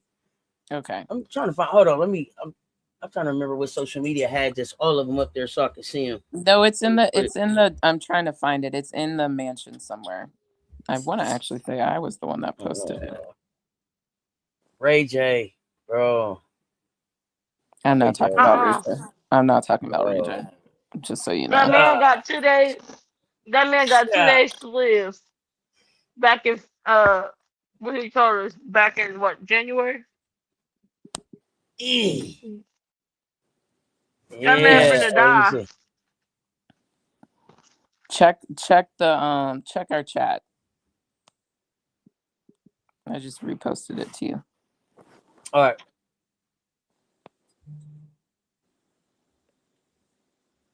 Dude, you already know my stance. I don't like most of them. But that's just because Let me see. this Nike shit, Nike, That's why need to make it's Nike really work. a Nike. Yes, I agree. I just They want need to make Nike work. Yeah, again. Phoenix was trash. Connecticut was trash. Unoriginal. I mean, the same pretty much. Nothing is really different on the links, the Valks. Yeah, and I didn't like. Well, you said not the Mystics, so in the tempo. Seattle, they should look just like some shit they wear. So here's the thing: the ones I like. I said Rose City. I might like that, but I need to see the roses in person. I'm not solving for the ones you like. I'm trying to understand. I told you the ones I didn't like. I know, but that's not my question. My question is, you're talking about it looks the same. I'm saying of all the ones that look the same, you think the Connecticut one looks the most same? Like you putting that one at the bottom? Yeah, Connecticut and Phoenix were at the bottom. That's where I disagree with you because there's way other ones that did literally nothing different, and that's where I disagree. I probably don't even look at those jerseys enough to even tell you. Like for real. Like I could tell you more the ones that I would get that I wouldn't. But Seattle literally didn't do anything different besides put the clouds in the Thunderbolt. I said Seattle though. But you said it, but I still asked you the question: is Connecticut worse than Seattle? Yes or no? And you said yes. And I'm trying to understand how Seattle's less original, or how Connecticut is less original. If you want them to be the same worse, they can. But Connecticut didn't do shit to me but change the color. That pissed me off. Like, bro, it's the same little tribe thing. It's the same name. It's the same number. You didn't even change the font, bro. Like the shit is the same. Yeah, so we disagree. Literally, Seattle did worse than Connecticut. I couldn't even tell you what Seattle's regular jersey It's literally what you're looking at. The only difference is there's clouds in the Thunderbolt. I keep reiterating that's the only difference. But what I'm saying is I can't say now that like, oh yeah, that was the one that I thought was the worst because I didn't Seattle. I just said I didn't like it because it was simple. When you know better, you do better. And I'm telling you, it's no different. What I'm saying is I'm not gonna be like, oh yeah, that's the worst one now. That wasn't my original thought. My original thought, the ones that pissed me off were Connecticut and Phoenix. Seriously. Seattle doesn't bother me as much because when I think about Seattle, that ain't even a jersey that I see for them. So I'm being honest. Like, no. I know. Your comment, though, was the Rebel jerseys aren't different. And I'm telling you, Seattle's Rebel, look it up right now. Seattle's Rebel jersey is the literal same. They didn't even bother with the colorway. I could at least give you your colorway and your pattern are at least different. It's literally a copy paste. They said, "Listen, you know what's gonna get them." So here's what the issue is for me. When I think about the Seattle jerseys, the jersey I see is still the green one. This shit that they got on right now, this black one that they got on, that doesn't even register as Seattle for me. When I think about the Seattle Storm jersey, I still see the green and yellow one that fucking Stewie and in one end. Does that make sense? So like, okay, so what's your Connecticut jersey? That's different. What's your Connecticut jersey you think of? The one I told you? It looked just like that. The one I showed you with. Okay. So you think of the Rebel jersey for Connecticut when you think of Connecticut. You don't think of their actual core jersey. Okay. Well, then that's part of your difference. Yeah. So like the PHX, that's the SUN Sun, that's not the one I think of first. It's this one that has the. So you think of their Rebel jersey as their jersey. That's the difference. Yeah, that is their Rebel jersey. That's not their core jersey. When I think about Seattle, I'm thinking about green and yellow. So I get what you're saying when you like look at them. But yeah, it's the same. It's exactly the same, bro.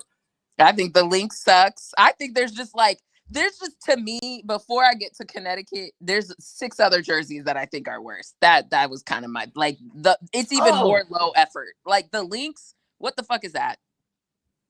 Oh, but see, that's why I said I could probably tell you better the jerseys that I would get. That's why I said I probably could tell you better the ones that I would rock. Yeah. Because it's probably Skytown, ATL, Dallas give me an old school Mavericks feel. Brooklyn, I That's like also why I that don't one. like the Dallas one. It's just the Mavericks. It's the Mavericks alternative, literally. Um, Boo. and I like the. So my problem with Las Vegas is that I like the old Las Vegas writing, but the Ipsy at the bottom, Yes, and the sequence, exactly. yeah. It's bigger So than the Las Vegas in of itself, and that was the yeah, issue. and I wish that they would give us an option to get these jerseys without their sponsors. You Like I would can pay a on couple. Nike. You can on Nike. Okay, yeah, I would pay a couple extra bucks not to have that shit on there. Like I don't need that part. I think it's on Nike. I saw people talking about it. And then the Vegas isn't centered, so that also pisses me off. It's just like there's too many things about it. Okay, okay. The Vegas need to be bigger. It seemed like they smashed it all together. They smashed Yeah, they're the just Vegas like, one you is know all what? smashed. Ipsy's paying us, so let's make it big, big, big. And it's like, And like the same thing with Tempo, but I think this about the Tempo's regular jersey. Like, why is the CIBC? The Tempo's logo is trash. It's trash. I hated it when it Trash. came out. I don't like their colors. I think the CIBC is bigger than the damn Tempo in of itself. It's just like, why couldn't we just make some of this stuff smaller? Oh, do the jerseys have to be green lit by the franchises? That's a good question. Yes, because Yes. otherwise, yes. I thought the Mystics would have done something cherry blossom themed, being DC. Yeah, but the men do that, so why would they do that? Yep.